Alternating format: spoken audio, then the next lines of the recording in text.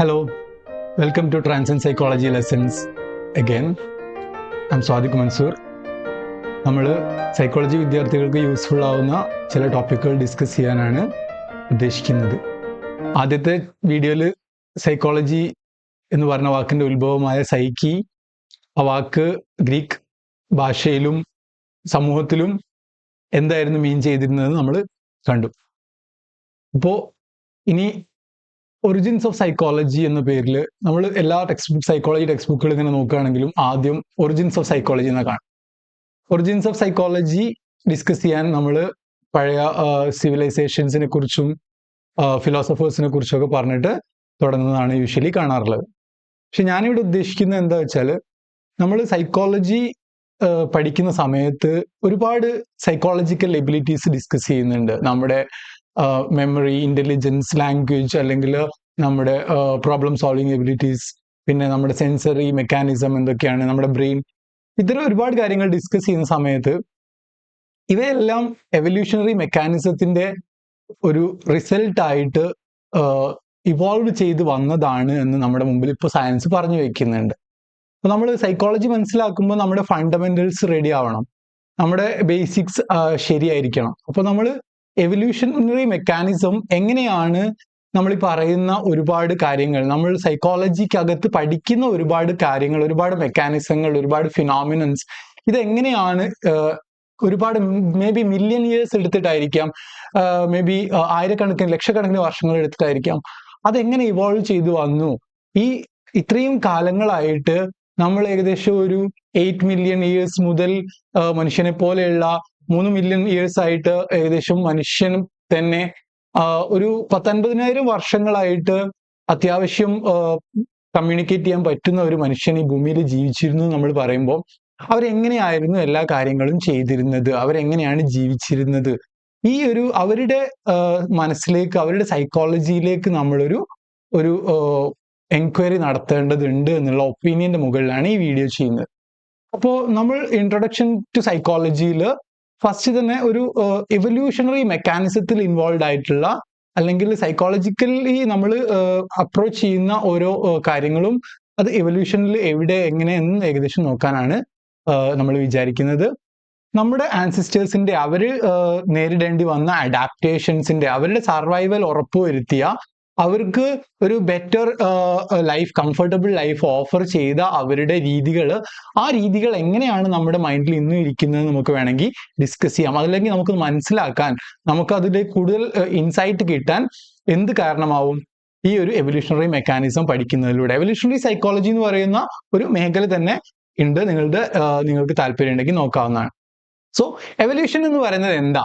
Evolution is the change in the heritable characteristics. നമ്മൾക്ക് heritable ആയിട്ടുള്ള നമ്മുടെ ഫീനോട്ടിപ്പിക്കൽ, നമ്മുടെ ബോഡിയുടെ രൂപം, ഷേപ്പും, അതുപോലെ നമ്മുടെ ബ്രെയിനിന്റെ, നമ്മുടെ ജനറ്റിക് മെറ്റീരിയലിന്റെ, നമ്മുടെ ഓരോ തരത്തിലും സോഷ്യലി നമ്മൾ പെരുമാറുന്ന രീതികൾ വരെ, നമ്മൾ നടക്കുന്ന രീതികൾ, നമ്മുടെ ബിഹേവിയർ, ബോഡി ലാംഗ്വേജ്, ഇങ്ങനത്തെ ഒരുപാട് കാര്യങ്ങളിൽ നമ്മൾക്ക് ഹെറിറ്റബിൾ ആയിട്ടുള്ള ഒരുപാട് ക്യാരക്ടറിസ്റ്റിക്സ് ഉണ്ട്. അതായത് അടുത്ത തലമുറയിൽ വീണ്ടും കാണാൻ സാധ്യതയുള്ള ക്യാരക്ടറിസ്റ്റിക്സ് എന്ന് വേണമെങ്കിൽ വിളിക്കാം. അപ്പോൾ ബയോളജിക്കലി ഇവിടെ എക്സിസ്റ്റ് ചെയ്യുന്ന എല്ലാ പോപ്പുലേഷൻസും അവരുടെ ജീൻ പൂൾ ചെയ്തിട്ട്, അല്ലെങ്കിൽ അവരുടെ ഒരു 2 സെക്സസ് ഉള്ള സ്പീഷീസ് ആണെങ്കിൽ അവരുടെ ജീൻ പൂൾ ചെയ്തിട്ട് ഒരു ഹാഫ് ആൻഡ് ഹാഫ് മൈറ്റോസിസ്, അല്ലെങ്കിൽ രണ്ടും ചേർന്നിട്ട്, അല്ലെങ്കിൽ അത് തനിയെ വിടർന്ന് സെപ്പറേറ്റ് ആയി അങ്ങനെ തന്നെ വളർന്നിട്ട്, അപ്പൊ നമ്മൾക്ക് എന്ത് കാണാൻ കഴിയും? അവരുടെ ജനറ്റിക് മെറ്റീരിയൽ ഇങ്ങനെ അടുത്ത തലമുറകളിലേക്ക് പോകുന്നത് കാണാൻ കഴിയും. അത്തരം ഒരു പ്രോസസ്സിലൂടെ ഈ ഒരു ബയോളജിക്കൽ പോപ്പുലേഷൻസ്, ചെറിയ ബാക്ടീരിയാസ് മുതൽ ഫിഷസ്, അല്ലെങ്കിൽ മറ്റുള്ള ചെറിയ മാമൽസ് ആൻഡ് പ്രൈമേറ്റ്സ്, അതിൽ തന്നെ ഹ്യൂമൻ ബീയിങ്സ്, ഈ ഒരു എൻറ്റയർ സീരീസ് ഓഫ് ഇവോൾവ് ആയിട്ടുള്ള ആനിമൽസിൽ, അല്ലെങ്കിൽ ഈ ഒരു സീരീസ് ഓഫ് ഇവല്യൂഷനിൽ നമുക്ക് കാണാൻ കഴിയുന്ന ഹെറിറ്റബിൾ ക്യാരക്ടറിസ്റ്റിക്സിൽ നിന്നാണ് നമ്മൾ ഇവല്യൂഷൻ എന്ന് പറയുന്ന ഒരു ഐഡിയയിലേക്ക്, ഒരു തിയറിയിലേക്ക് സയൻസ് എത്തിപ്പെടുന്നത്. സോ എവല്യൂഷൻ എപ്പോഴാണ് സംഭവിക്കുക എന്ന് വെച്ചാൽ നാച്ചുറൽ സെലക്ഷൻ വഴി. അതായത് നാച്ചുറൽ സെലക്ഷൻ നിങ്ങളുടെ അടുത്ത തലമുറയിലേക്ക് അടുത്ത തലമുറയിലേക്ക് പോകുന്ന സമയത്ത് ഏതൊക്കെ ക്യാരക്ടറിസ്റ്റിക്സ് ആണ് സർവൈവ് ചെയ്യുക എന്നുള്ളതിനെ ബേസ് ചെയ്തിട്ട് നേച്ചർ സെലക്ട് ചെയ്യുന്നു എന്ന് പറയുന്നത് ഒരു ആക്റ്റീവ് വേർഡാണ്, പക്ഷെ അതൊരു പാസീവ് പ്രോസസ്സാണ്. അപ്പോൾ നാച്ചർ സെലക്ട് ചെയ്യല്ല, നാച്ചുറലി സെലക്റ്റഡ് ആയി പോകുന്ന ആ ഒരു പ്രോസസ്സിനെയാണ് നമ്മൾ നാച്ചുറൽ സെലക്ഷൻ എന്ന് വിളിക്കുക.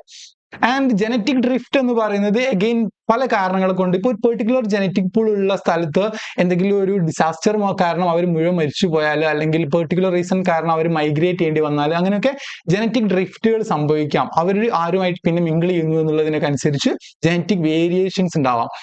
ഇതിലൂടെയൊക്കെ സംഭവിക്കുന്ന ഒരു പ്രോസസ്സാണ് എവല്യൂഷൻ എന്നാണ് നമ്മൾ മനസ്സിലാക്കുന്നത്. അപ്പോൾ ഈ ഒരു എവല്യൂഷൻ നടന്നു കഴിഞ്ഞാൽ it will result in certain characteristics. എന്തിൽ നമ്മൾ കുറച്ച് ക്യാരക്ടറിസ്റ്റിക്സ്, അതായത് ഒരു സെറ്റ് ഓഫ് ഫീച്ചേഴ്സ് എന്നൊക്കെ വിളിക്കുക, അല്ലെങ്കിൽ അവരുടെ ഒരു സവിശേഷതകൾ. ആ സവിശേഷതകൾ ഒരു പെർട്ടിക്കുലർ പോപ്പുലേഷൻ അകത്ത് കൂടുതലോ കുറവോ ആയിട്ട് കാണാൻ എവല്യൂഷന് കാരണമാവും.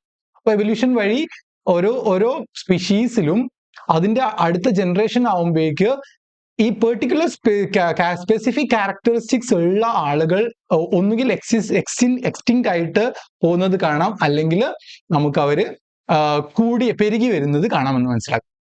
So process of evolution has given rise to biodiversity എന്ന് പറഞ്ഞാൽ നമ്മളുടെ ഈ ഒരു ലോകത്ത് കാണുന്ന മുഴുവൻ ജീവജാലങ്ങളും എക്സ്റ്റിങ്ക്റ്റ് ആയി പോയ അതിലേറെ കൂടുതലുണ്ട് എന്ന് വേണമെങ്കിൽ വിളിക്കാം. ഒരു 10%, ലെസ് ദാൻ 10% ഉള്ളൂ എന്ന് ഞാൻ മനസ്സിലാക്കുന്നു ഇന്ന് അലൈവ് ആയിട്ടുള്ള എക്സിസ്റ്റ് ചെയ്യുന്ന സ്പീഷീസ് എന്ന് പറയുന്നത്. ബാക്കി 90% എക്സ്റ്റിങ്ക്റ്റ് ആയി പോയിട്ടുണ്ടാവണം. അപ്പം ബയോളജിക്കൽ ഓർഗനൈസേഷനിൽ പ്ലാന്റ് കിങ്ഡത്തിലായാലും ആനിമൽ കിങ്ഡത്തിലായാലും ഇത്രയ്ക്കും ഡൈവേഴ്സ് ആയിട്ടുള്ള ഒരു സീരീസ് ഉണ്ടാവാൻ ബില്യൺസ് ഓഫ് ഇയേഴ്സ് എടുത്ത ഒരു പ്രോസസ്സിലൂടെ ആണ് ഇതെല്ലാം ഉണ്ടായിരിക്കുന്നത് എന്ന് നമുക്ക് മനസ്സിലാക്കാം. അതിൽ എക്സ്ട്രീം ഡൈവേഴ്സിറ്റി ഈ ഒരു എവല്യൂഷന്റെ നാച്ചുറൽ ആർട്ടിസ്റ്റ് ആണെന്ന് പറയുന്നത് എവല്യൂഷന്റെ ആർട്ടിസ്റ്റ് ആണെന്ന് വിളിക്കാം. കാരണം അതൊരു എവല്യൂഷൻ ക്രിയേറ്റ് ചെയ്ത ആർട്ടാണെന്ന് നമുക്ക് മനസ്സിലാക്കാൻ വേണമെങ്കിൽ. ഹ്യൂമൻ എവല്യൂഷൻ എന്താണ് നമ്മളോട് പറയുന്നത് വെച്ചാൽ, ലൈഫിന്റെ എവല്യൂഷൻ നോക്കുകയാണെങ്കിൽ ഒരു സിംഗിൾ സെൽ ആയി രൂപപ്പെട്ട ഫസ്റ്റ് ലൈഫ് ഫോം, അതിന്റെ സർവൈവലും അതിന്റെ ചെറിയ ചെറിയ രൂപങ്ങളിലേക്കുള്ള മാറ്റങ്ങളും, അതിലൂടെ അത് കടലിൽ ഫിഷായി മാറുകയും അത് പതിയെ 4 കാലിൽ കരയിൽ കയറുകയും അതിനുശേഷം ഒരുപാട് രൂപങ്ങൾ പക്ഷികളായും പ്രൈമേറ്റ്സ് ആയും മാമൽസ് ആയിട്ടും ഇങ്ങനെ ഒരുപാട് രൂപങ്ങൾ എടുക്കുകയും ചെയ്തു. ആ ഒരു യാത്രയിൽ ഈ ഒരു എന്താ പറയാ ഹോമിനിഡ് ഫാമിലിയിൽ അല്ലെങ്കിൽ ഹോമോ എന്ന് വിളിക്കാൻ പറ്റുന്ന ഒരു പെർട്ടിക്കുലർ ജീനസ് ആയിട്ട് മനുഷ്യന്മാരുണ്ടായി വരികയും ചെയ്തു. ഈ ഒരു എവല്യൂഷണറി പ്രോസസ്സ് നമ്മൾ നോക്കുന്ന സമയത്ത് ഇതിൽ ഒരുപാട് കാലങ്ങൾ എടുത്തതായിട്ട്, ആ കാലങ്ങൾക്കിടയിൽ ഒരുപാട് മാറ്റങ്ങൾക്ക് ഈ ഭൂമി വിധേയമായി എന്നൊക്കെ നമുക്ക് മനസ്സിലാക്കാൻ കഴിയും. ഒരുപാട് പീരിയഡ്സിലൂടെ കടന്നു പോയിട്ടുണ്ട്. അതുകൊണ്ട് ആ ഒരു പീരിയഡ്സിനെ വേണമെങ്കിൽ നമ്മളിങ്ങനെ ചിത്രീകരിക്കുകയാണെങ്കിൽ വളരെ ലോങ് ആയിരുന്നു ആദ്യ കാലങ്ങളിൽ നമുക്ക് മനസ്സിലാക്കാം. അതായത് ഏറ്റവും ലൈഫ് ഫോം എടുത്തതിന് ശേഷം ഒരുപാട് കാലങ്ങൾക്ക് ശേഷമായിരിക്കണം ചെറിയ ചെറിയ മാറ്റങ്ങൾ സംഭവിച്ചിട്ടുണ്ടാവുക. ഒരു വേമിന്റെ രൂപത്തിലായപ്പോഴേക്ക് വീണ്ടും ഒരുപാട് വർഷങ്ങൾ എടുത്തിട്ടുണ്ട്. 1 ബില്യൺ വർഷമാണ് ഈ ഒരു എന്താ പറയാ മൾട്ടി സെല്ലുലാർ ഓർഗാനിസത്തിൽ നിന്ന് ഈ ഒരു അവസ്ഥയിലേക്ക് എത്താൻ എടുത്തത്. അഗെയിൻ ഒരുപാട് ഇയേഴ്സ് എടുത്തിട്ടാണ് നമ്മൾ ഇങ്ങനെ ഒരു ഇന്നത്തെ കാണുന്ന ലോകത്തിലേക്ക് നമ്മൾ എത്തിപ്പെട്ടതെന്ന് മനസ്സിലാക്കാം. നമുക്ക് അതിനിടയിൽ ജസ്റ്റ് കാണുന്ന പീരിയഡ്സ്, ജുറാസിക് പീരിയഡ് എന്ന് പറയുന്ന നമ്മളുടെ ഡൈനോസേഴ്സ് ഒക്കെ ഉണ്ടായിരുന്ന ഒരു ലോകം, അവിടെ മുതൽ വീണ്ടും ഏകദേശം ഒരു 65 മില്യൺ ഇയേഴ്സ് എഗോ ആയിരുന്നു അടുത്ത പീരിയഡ്. സോ ഇറ്റ്സ് ലൈക്ക് ഈ ഒരു പിക്ചർ ഞാൻ വിക്കിപീഡിയയിൽ നിന്ന് ഞാൻ എടുത്തതാണ്. ആൻഡ് ഇറ്റ്സ് ലൈക്ക് നമ്മളുടെ ഈ ലോകം ഇവോൾവ് ചെയ്തു വന്നിരിക്കുന്ന ഈ ഒരു എൻറ്റയർ പ്രോസസ് നമ്മൾ മനസ്സിലാക്കുന്നത് നമ്മുടെ സൈക്കോളജി ലേണിങ്ങിലേക്ക് ഒരുപാട് കോൺട്രിബ്യൂട്ട് ചെയ്യുന്നുള്ള ഒരു ഒപ്പീനിയൻ അഗെയിൻ മുമ്പോട്ട് വയ്ക്കാം. ഒരു ചെറിയ പെട്ടെന്ന് നമുക്ക് ലൈഫിന്റെ എവല്യൂഷനിലൂടെ ഒന്ന് ഓടിച്ചു നോക്കാം. അപ്പൊ നമ്മൾ ആദ്യം ഒരു 4200 million years ago life form ചെയ്തു, 4 billion years ago life form ചെയ്തു എന്ന് മനസ്സിലാക്കിയിട്ട് അത് യൂകാരിയോട്സ് ആയി മാറുന്നത് വീണ്ടും ഒരു 2100 മില്യൺ ഇയേഴ്സ് എഗോ ആണ്. അത്ര തന്നെ സമയം എടുത്തു എന്ന് നമുക്ക് മനസ്സിലാക്കാം. ആൻഡ് അത് വെർട്ടിബ്രേ ആയി മാറുന്നത് അഗെയിൻ അതിന്റെ മൂന്നിലൊന്ന് സമയം എടുത്തിട്ട് 550 മില്യൺ ഇയേഴ്സ് എഗോ വെർട്ടിബ്ര ഉള്ള ഫിഷിനെ പോലെയുള്ള സാധനങ്ങളായിട്ട് മാറി എന്ന് നമുക്ക് മനസ്സിലാക്കാം. പിന്നെ അതിൽ നിന്ന് ഇങ്ങനെ താഴേക്ക് വരുമ്പോൾ നമുക്ക് ടെട്രാപോഡ് എന്ന് പറഞ്ഞിട്ട് ഒരുപാട് 4 കാലുകളുള്ള ജീവിവർഗങ്ങളായിട്ട് പൊതുവെ ഫിഷസ് ആയിരുന്ന ആളുകൾ കരയിൽ കയറിയത് ടെട്രാപോഡ്സ് ആയിട്ടായിരുന്നു. അവർ പല രീതിയിലേക്കായിട്ട് ഇങ്ങനെ ജീവിച്ച് അവർക്ക് ശത്രുക്കളിൽ നിന്ന് തങ്ങളുടെ കുഞ്ഞുങ്ങളെ സംരക്ഷിക്കേണ്ട ഒരു പെർട്ടിക്കുലർ സിറ്റുവേഷൻ കൊണ്ട് അമ്നിയോട്ട എന്ന് പറയുന്നത്, നമ്മൾ ഇവിടെ അർത്ഥങ്ങൾ നോക്കുമ്പോൾ ടെട്രാപോഡ് എന്ന് പറയുന്നത് 4 കാലുള്ള എന്ന് തന്നെ അർത്ഥം ശരിക്കും വരുന്നുണ്ട്. അമ്നിയോട്ട എന്ന് പറയുമ്പോൾ ഈ ഒരു അമ്നിയോട്ടിക് സാക്ക് എന്ന് പറയുന്ന മനുഷ്യൻ ഗർഭസ്ഥാവയിൽ നമ്മളെ പൊതിഞ്ഞിരിക്കുന്ന ഒരു സാധനമുണ്ട്. അതുപോലെയുള്ള ഒരു അവസ്ഥയിലേക്ക് ഈ ആളുകളെ തങ്ങളുടെ എഗ്ഗിന് ഷെല്ലുണ്ടായി ഫസ്റ്റ് അത് എഗ് ലേയിങ് ചെയ്യുന്ന ആളുകളായിരുന്നു അമ്നിയോട്ട എന്ന് വേണമെങ്കിൽ വിളിക്കാം. ആൻഡ് അവര് എഗ് ലേയിങ് അനിമൽസ് ആയിരുന്നു. അതിന്റെ തുടർച്ചയായിട്ട് പ്രോട്ടോ മാമൽസും പിന്നീട് മാമൽസ് ഉണ്ടായി. മാമൽസ് എന്ന് പറയുന്നത് അപ്പോ നമ്മൾ ഈ ഒരു എഗ് ലേയിങ് ആയിരുന്ന അനിമൽസ് എന്ത് ചെയ്തു, അവര് പതിയെ അവരുടെ എഗ്ഗിനെ അകത്ത് തന്നെ സൂക്ഷിക്കാനും അത് നമ്മൾ ഇന്ന് കാണുന്ന രീതിയിലുള്ള ഒരു എന്താ പറയാ ഇന്റേണൽ അമ്നിയോട്ടിക് രൂപത്തിലേക്ക് മാറുകയും അതുപോലെ ഈ കുഞ്ഞിനെ നർച്ചർ ചെയ്യാനുള്ള ഫിസിയോളജി ഒക്കെ ഡെവലപ്പ് ചെയ്യുകയും മാമിലറി ഗ്ലാൻസ് സ്തനഗ്രന്ഥികളൊക്കെ ഡെവലപ്പ് ചെയ്തു എന്നൊക്കെ പറയാം. ആൻഡ് അവിടുന്ന് നമ്മൾ ഇങ്ങനെ വന്ന് കുറച്ചു കാലത്തേക്ക് പല രീതിയിലുള്ള മാമൽസ് ഈ ലോകത്തുണ്ടായിരുന്നു. അങ്ങനെ ഒരു 125 മില്യൺ ഇയേഴ്സ് എഗോ എത്തിയപ്പോൾ ആ ഒരു സമയത്ത് നമ്മൾക്ക് ഒരു ചെറിയ ഗ്യാപ്പ്, വലിയൊരു ഗ്യാപ്പ് ഈ ഒരു എന്താ പറയാ പുതിയ ജൻസുകൾ ഉണ്ടാവുന്നതിലും മറ്റും കാണാം.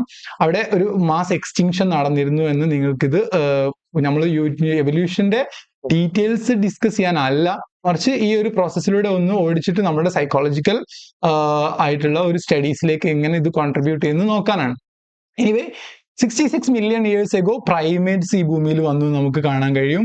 പ്രൈമേറ്റ്സ് എന്ന് പറയുന്നത് നമ്മൾ ഇങ്ങനെ നോക്കുമ്പോൾ മങ്കീസ് അല്ലെങ്കിൽ ടാർസിയേഴ്സ് ഒക്കെ ആയിരുന്നു ഫസ്റ്റിലത്തെ പ്രൈമേറ്റ്സ് എന്ന് പറയുന്നത്. ഹാപ്ലോറൈനി എന്ന് പറയുന്ന വാക്കിന്റെ അർത്ഥം പരന്ന മൂക്കുള്ള എന്നാണ്. അപ്പൊ ഇവിടെ നമുക്കൊരു മാറ്റം കാണാം. അതായത് നമ്മുടെ നോസ് ഒരുപാട് അല്ലെങ്കിൽ മിക്കവാറും അതിനു മുമ്പുള്ള എല്ലാവരുടെയും കണ്ണുകൾ 2 സൈഡിലായിരുന്നു, മൂക്ക് അതിനിടയിൽ വലിയൊരു പ്രതിബന്ധം പോലെയൊക്കെ ഉണ്ടായിരുന്നു. പക്ഷെ അത് ഇല്ലാതാവുന്നത് നമുക്ക് ഈ ഹാപ്ലോ എന്ന് പറയുന്നത് പരന്ന മൂക്കുള്ള എന്നാണ് അതിന്റെ അർത്ഥം ഒന്ന് മനസ്സിലാക്കുന്നു. സിമ്പിൾ നോസ്ഡ് ആയിട്ടുള്ള എന്നർത്ഥം വയ്ക്കാം. ആൻഡ് അതിനുശേഷം സിമിഫോംസ് എന്ന് പറയുന്നത് മങ്കീസ് ആണ്. ആൻഡ് കാറ്ററൈനി എന്ന് പറയുന്നത് ഡൗൺവേർഡ് ആയിട്ടുള്ള താഴെ. കാറ്ററൈനി എന്ന് പറയുന്ന വാക്കിന്റെ അർത്ഥം റൈനോസറസ് എന്നൊക്കെ പറയുന്ന വാക്ക്, റൈനോ എന്ന് പറയുന്ന വാക്കൊക്കെ ഇതിൽ നിന്ന് തന്നെ വരുന്നതാണ്. കാറ്ററൈനി എന്ന് പറഞ്ഞാൽ ഡൗൺവേർഡ് നോസ് ഉള്ള പ്രൈമേറ്റ്സിനെയാണ് കാറ്ററൈനി എന്ന് വിളിച്ചിട്ടുള്ളത്. 30 മില്യൺ ഇയേഴ്സ് എഗോ ആണ് പ്രൈമേറ്റ്സ് ഫോമായി. വീണ്ടും 30 മില്യൺ ഇയേഴ്സ് കഴിഞ്ഞിട്ടാണ് കാറ്ററൈനി അതായത് ഡൗൺവേർഡ് നോസ് ഉള്ള മങ്കീസ് രൂപപ്പെടുന്നത്. പിന്നെയും 10 മില്യൺ ഇയേഴ്സ് കഴിഞ്ഞപ്പോൾ ഹൊമിനോയിഡിയ എന്ന് പറയുന്ന ഒരു കൂട്ടം മനുഷ്യനിലേക്ക് എന്ന് പോയേക്കാവുന്ന ഒരു ഹൊമിനോ ഐഡിയ ഉള്ള ഒരു മനുഷ്യനായേക്കാവുന്ന എന്ന് പ്രതീക്ഷിക്കാവുന്ന ഒരു പെർട്ടിക്കുലർ ഗ്രൂപ്പ് ഓഫ് പ്രൈമേറ്റ്സ് അവിടെ ഉണ്ട്. നമ്മൾ ഹ്യൂമൻ എന്ന് പറയുന്ന ഒരു ഫാമിലിയിലേക്ക് വരികയാണ്. ഹോമിനിഡേ 20 മില്യൺ ഇയേഴ്സ് അഗോ മുതൽ ഹോമിനിഡേ ആയിട്ടുള്ള ആളുകളെ, ഇതൊക്കെ നമ്മൾ വെറുതെ പറയുന്നതല്ല. നമ്മൾ പാലിയന്റോളജിസ്റ്റുകളും അതുപോലെ ആർക്കിയോളജിസ്റ്റുകൾ എന്ന് പറയാൻ പറ്റുമെന്ന് എനിക്കറിയില്ല. പാലിയന്റോളജിസ്റ്റുകൾ എസ്പെഷ്യലി അവര് ഒരുപാട് എക്സ്കവേഷനുകളിലൂടെയും മറ്റും അവർക്ക് കണ്ടുപിടിച്ച വളരെ കുറച്ചെണ്ണം കിട്ടിയിട്ടുള്ളൂ. കാരണം വളരെ കുറച്ച് 0.001% പോലും അവശേഷിക്കാൻ സാധ്യതയില്ല. അത്രയും മനുഷ്യന്മാർ ഇവിടെ ജീവിച്ചു പോയിട്ടുണ്ട്. അവരുടെ ബോൺസിൽ എവിടെയെങ്കിലും ഏതെങ്കിലും കാരണത്താൽ പെർട്ടിക്കുലർ റീസൺസ് കൊണ്ട് ഇങ്ങനെ ബാക്കിയായി പോയ എന്തെങ്കിലും അസ്ഥികൂടങ്ങൾ നമുക്ക് കിട്ടുകയാണെങ്കിൽ നമുക്ക് ഇന്ന് ഒരുപാട് ഫെസിലിറ്റീസ് ഉണ്ട്. കാർബൺ ഡേറ്റിങ്ങിലൂടെ അങ്ങനത്തെ ഒരുപാട് കാര്യങ്ങളിലൂടെ നമുക്ക് എന്ത് ചെയ്യാൻ കഴിയും, നമ്മൾക്ക് ഈ ഒരു പ്രോസസ്സിനെ വേർതിരിച്ച് മനസ്സിലാക്കാൻ കഴിയും. അപ്പൊ നമ്മൾ അതിൽ നിന്ന് പറയാണ് 20 മില്യൺ ഇയേഴ്സ് എഗോ നമുക്ക് കിട്ടിയിട്ടുണ്ടായിരുന്നു എന്ന്. ഈ പേരുകളൊക്കെ ഗൂഗിൾ ചെയ്ത് നോക്കുകയാണെങ്കിൽ നമുക്ക് ആ പെർട്ടിക്കുലർ സ്പീഷീസിനകത്ത് അല്ലെങ്കിൽ ആ ഒരു പെർട്ടിക്കുലർ കൂട്ടത്തിനകത്ത് നമുക്ക് കിട്ടിയിട്ടുള്ള ഇതിന്റെ എക്സാമ്പിളുകൾ കാണാൻ കഴിയും. എനിക്ക് തോന്നുന്നു ശിവാപിത്തേക്കസ് എന്ന് പറയുന്നത് ഇവിടെ ഹോമിനിനി ഗ്രൂപ്പിലായിരുന്നു എന്നൊക്കെ. അപ്പോ എന്തായാലും നമ്മൾ ഹോമിനിഡേ എന്ന് പറയുന്ന കുറച്ചുകൂടെ ഇത് പറയുകയാണെങ്കിൽ ഹോമിനിഡേ എന്ന് പറയുന്നത് നമുക്ക് ഗ്രേറ്റ് എയ്പ്സ് ആണെന്ന് പറയാം. ഗ്രേറ്റ് എയ്പ്സ് എന്ന് പറയുന്നത് ഒരു ബിഗ്ഗർ മങ്കീസ് ആയിരുന്നു. ആൻഡ് അവർക്ക് വാലിന്റെ നീളം വേണമെങ്കിൽ കുറച്ച് കുറവായിരുന്നു എന്ന് അവിടെ അർത്ഥം വെക്കാൻ പറ്റും. ഇവിടെ നേരത്തെ പറഞ്ഞ സെമി ഫോംസിനകത്താണ് നമ്മുടെ കോമൺ മങ്കീസ് വരുന്നത്. മങ്കീസ് അല്ലെങ്കിൽ അതുപോലെ തന്നെ ഹാപ്ലോറൈനിക്കകത്താണ് ടാർസിയസ്. നമ്മൾ കുറച്ച് കഴിഞ്ഞാൽ ടാർസിയർ എന്ന് പറയുന്ന ഒരു പെർട്ടിക്കുലർ മങ്കിയെ കുറിച്ച് സംസാരിക്കുക. അപ്പൊ ടാർസിയർ വരുന്നത് എന്ന് വേണമെങ്കിൽ പറഞ്ഞു വെക്കാം. അപ്പോൾ ഹോമിനിഡേ ഫാമിലിയിൽ നമ്മൾ കുറച്ചും കൂടി വരുന്നതുകൊണ്ട് നമ്മളിങ്ങനെ അകത്ത് ഡിസ്കസ് കുറച്ചുകൂടെ ഡീറ്റെയിൽ ആയിട്ട് പറയുന്നത്. ആൻഡ് ഹൊമിനിനെ എന്ന് പറയുന്നത് ഹ്യൂമൻസും ചിമ്പാൻസീസും ഒക്കെ വരുന്ന ഒരു സബ് ഫാമിലിയാണ് ഹോമിനിഡേ ഫാമിലിയുടെ. ഓക്കെ. ആൻഡ് അടുത്തത് ഹോമിനിനി എന്ന് പറയുന്നത് ഒരു ട്രൈബാണ്. അത് മറ്റുള്ള കുറെ ചിമ്പാൻസീസിനൊക്കെ ഒഴിവാക്കിയിട്ട് വരുന്നതാണ്. ഹോമിനിനിക്കകത്തേക്ക് വരുമ്പം നമ്മൾക്ക് മനുഷ്യനുമായിട്ട് റിലേറ്റഡ് ആയിട്ടുള്ള കുറച്ച് സ്പീഷീസുകൾ, അതിൽ പലതും ഇല്ല അല്ലെങ്കിൽ ഒന്നും ഇല്ല എന്ന് എക്സ്റ്റിങ്ക്റ്റ് ആയിട്ട് പോയിട്ടുണ്ടാവണം. ആൻഡ് ഹോമിനിന എന്ന് പറയുന്നത് ക്ലോസസ്റ്റ് റിലേറ്റീവ്സ്, നമുക്ക് ഏറ്റവും അവസാനം ആസ്ട്രലോപിതെക്കസിനൊക്കെ പോലെ നമ്മുടെ കൂടെയുള്ള ആളുകൾ മാത്രം. അപ്പൊ ഈ ഒരു ഹൊമിനിനെ ഒക്കെ വരുന്നത് 8 മില്യൺ ഇയേഴ്സ് എഗോ ആണ്. 8 മില്യൺ ഇയേഴ്സ് എഗോ എന്ന് പറയുന്നത് ആക്ച്വലി 80 ലക്ഷം വർഷങ്ങൾക്ക് മുമ്പാണ്. അപ്പൊ 80 ലക്ഷം വർഷങ്ങൾക്ക് മുമ്പാണ് ഈ ഹൊമിനിന ഗ്രൂപ്പുകളൊക്കെ മനുഷ്യനെ പോലെ ഉണ്ടായിരുന്ന. ആൻഡ് വീണ്ടും 2 മില്യൺ ഇയേഴ്സ് കഴിഞ്ഞപ്പോ ആർഡിപിത്തേക്കസ് എന്ന് പറയുന്ന വാക്കിന്റെ അർത്ഥം മങ്കി എന്നാണ്. അപ്പോ ആർഡിപിത്തേക്കസ് എന്ന് പറയുന്ന ആൻഡ് ആസ്ട്രലോപിത്തേക്കസ് എന്ന് പറയുന്ന ഇങ്ങനെ രണ്ട് വാനരവംശങ്ങൾ, മനുഷ്യനും വാനരനും ചേർന്ന എന്ന് പറയാൻ പറ്റുന്ന രണ്ട് പേരുകൾ നമുക്ക് ഇവിടെ കാണുന്നതിൽ ഇവർ രണ്ടുപേരുമാണ്. ഓക്കെ. പിന്നെ അപ്പോൾ ഈ ആസ്ട്രലോപിത്തേക്കസ് എന്ന് പറയുന്നത് നമ്മുടെ ഏറ്റവും ലാസ്റ്റ് റിലേറ്റീവ് ആണെന്ന് വേണമെങ്കിൽ പറയാം. അല്ലെങ്കിൽ ഈ ഒരു ഹൊമിനിഡേ ഫാമിലിയിലേക്ക് ഹൊമിനിനിയിലേക്ക് എത്തിക്കഴിഞ്ഞതിന് ശേഷം നമ്മൾ ഹോമോ എന്ന് പറയുന്ന ഒരു സ്പീഷീസ് ആയി മാറിയതിന് ശേഷം ആ കൂട്ടത്തിൽ ഈ രണ്ടു പേരെ നമ്മുടെ ക്ലോസസ്റ്റ് ആയിട്ട് നമ്മുടെ കൂടെയുള്ളെന്ന് വിളിക്കും. അപ്പൊ ജീനസ് ഹോമോയിലേക്ക് വരികയാണ്. ഈ ജീനസ് ഹോമോ ഹ്യൂമൻസ് ആണ്, ഇന്ന് കാണുന്ന രീതിയിലുള്ള മനുഷ്യനാണ്. അപ്പോ ഹോമോ അതിൽ തന്നെ നമുക്ക് ഒരു 2 പ്രീവിയസ് സ്പീഷീസിനെ കാണാൻ പറ്റും ആ ജീനസിനകത്ത്. ഹോമോ ഹാബിലിസ് എന്ന് പറയും, ഹോമോ ഇറക്ടസ് എന്ന് പറയും. കുറിച്ച് നമുക്ക് കുറച്ചുകൂടെ ഡീറ്റെയിൽ ആയിട്ട് ലേറ്റർ കാണാം. ഇപ്പോൾ ഈ ഒരു എവല്യൂഷൻ എന്ന് പറയുന്ന പ്രോസസ്സ് നമ്മൾ നോക്കുകയാണെങ്കിൽ മനുഷ്യൻ അല്ലെങ്കിൽ ഏതൊരു അതും അതിന്റെ ചുറ്റുമുള്ള എൻവയൺമെന്റിനോട് കൂടെ എങ്ങനെ അഡാപ്റ്റ് ചെയ്ത് ജീവിക്കുന്നു അതിനനുസരിച്ച് നമ്മൾക്ക് ചേഞ്ചസ് വരുമെന്ന് നമ്മൾ പല രീതിയിലും മനസ്സിലാക്കിയിട്ടുണ്ട്. അത് നമ്മുടെ ഫിസിയോളജിക്ക് വരെ ചേഞ്ചസ് വരാമെന്ന് നമ്മൾ തിരിച്ചറിയുന്നു. അപ്പൊ നമ്മൾ ഒരുപാട് ഫിസിയോളജിക്കൽ ആൻഡ് ന്യൂറോളജിക്കൽ അഡ്ജസ്റ്റ്മെന്റ്. അപ്പൊ നമ്മൾക്കൊരു പുതിയ ഓർഗൻ, ഫിഷസ് എന്ന് പറയുന്ന സാധനത്തിന് ഒരു ബ്രെയിൻ ഉണ്ടായിരുന്നു, വളരെ ചെറിയ, അതിന്റെ കണ്ണിൽ നിന്നോ അതിന്റെ ജസ്റ്റേറ്ററിയോ അല്ലെങ്കിൽ ഇത്തരം അതിന് വളരെ കുറച്ച് കാര്യങ്ങളെ പ്രോസസ് ചെയ്യാനുള്ളെങ്കിൽ ആ കാര്യങ്ങൾ പ്രോസസ് ചെയ്യാനുള്ള ഒരു ബ്രെയിൻ ആവശ്യം ഉണ്ടായിരുന്നുള്ളൂ. പക്ഷെ കരയിലേക്ക് കയറുന്ന സമയത്ത് പുതിയ ഓർഗൻസ് ഡെവലപ്പ് ചെയ്യുമ്പോൾ ആ ഒരു ഓർഗനും കൂടെ കൺട്രോൾ ചെയ്യാൻ ഉപയോഗിക്കാൻ ആവശ്യമായ ഒരു രീതിയിലേക്ക് അതിന്റെ ബ്രെയിൻ ഡെവലപ്പ് ചെയ്യേണ്ടി വരും. അപ്പോൾ ന്യൂറോളജിക്കൽ അഡ്ജസ്റ്റ്മെന്റും ഫിസിയോളജിക്കൽ അഡ്ജസ്റ്റ്മെന്റും ഒരുപാട് റിക്വയർ ചെയ്യുന്നതായിട്ട് നമുക്ക് വേണമെങ്കിൽ കാണാൻ കഴിയും.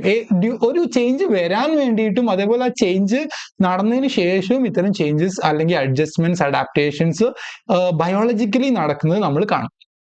ആൻഡ് ഒരു സെൻട്രൽ നെർവസ് സിസ്റ്റം ഡെവലപ്പ് ചെയ്യണമെങ്കിൽ അത് ഡൊണാൾഡ് ഒ ഹെബ് എന്ന് പറയുന്ന ഒരു പ്രശസ്തനായ സൈക്കോളജിസ്റ്റ് അല്ലെങ്കിൽ സയന്റിസ്റ്റ് പറഞ്ഞ ഒരു സെന്റൻസ് ഉണ്ട്, neurons that fire together wire together എന്ന്.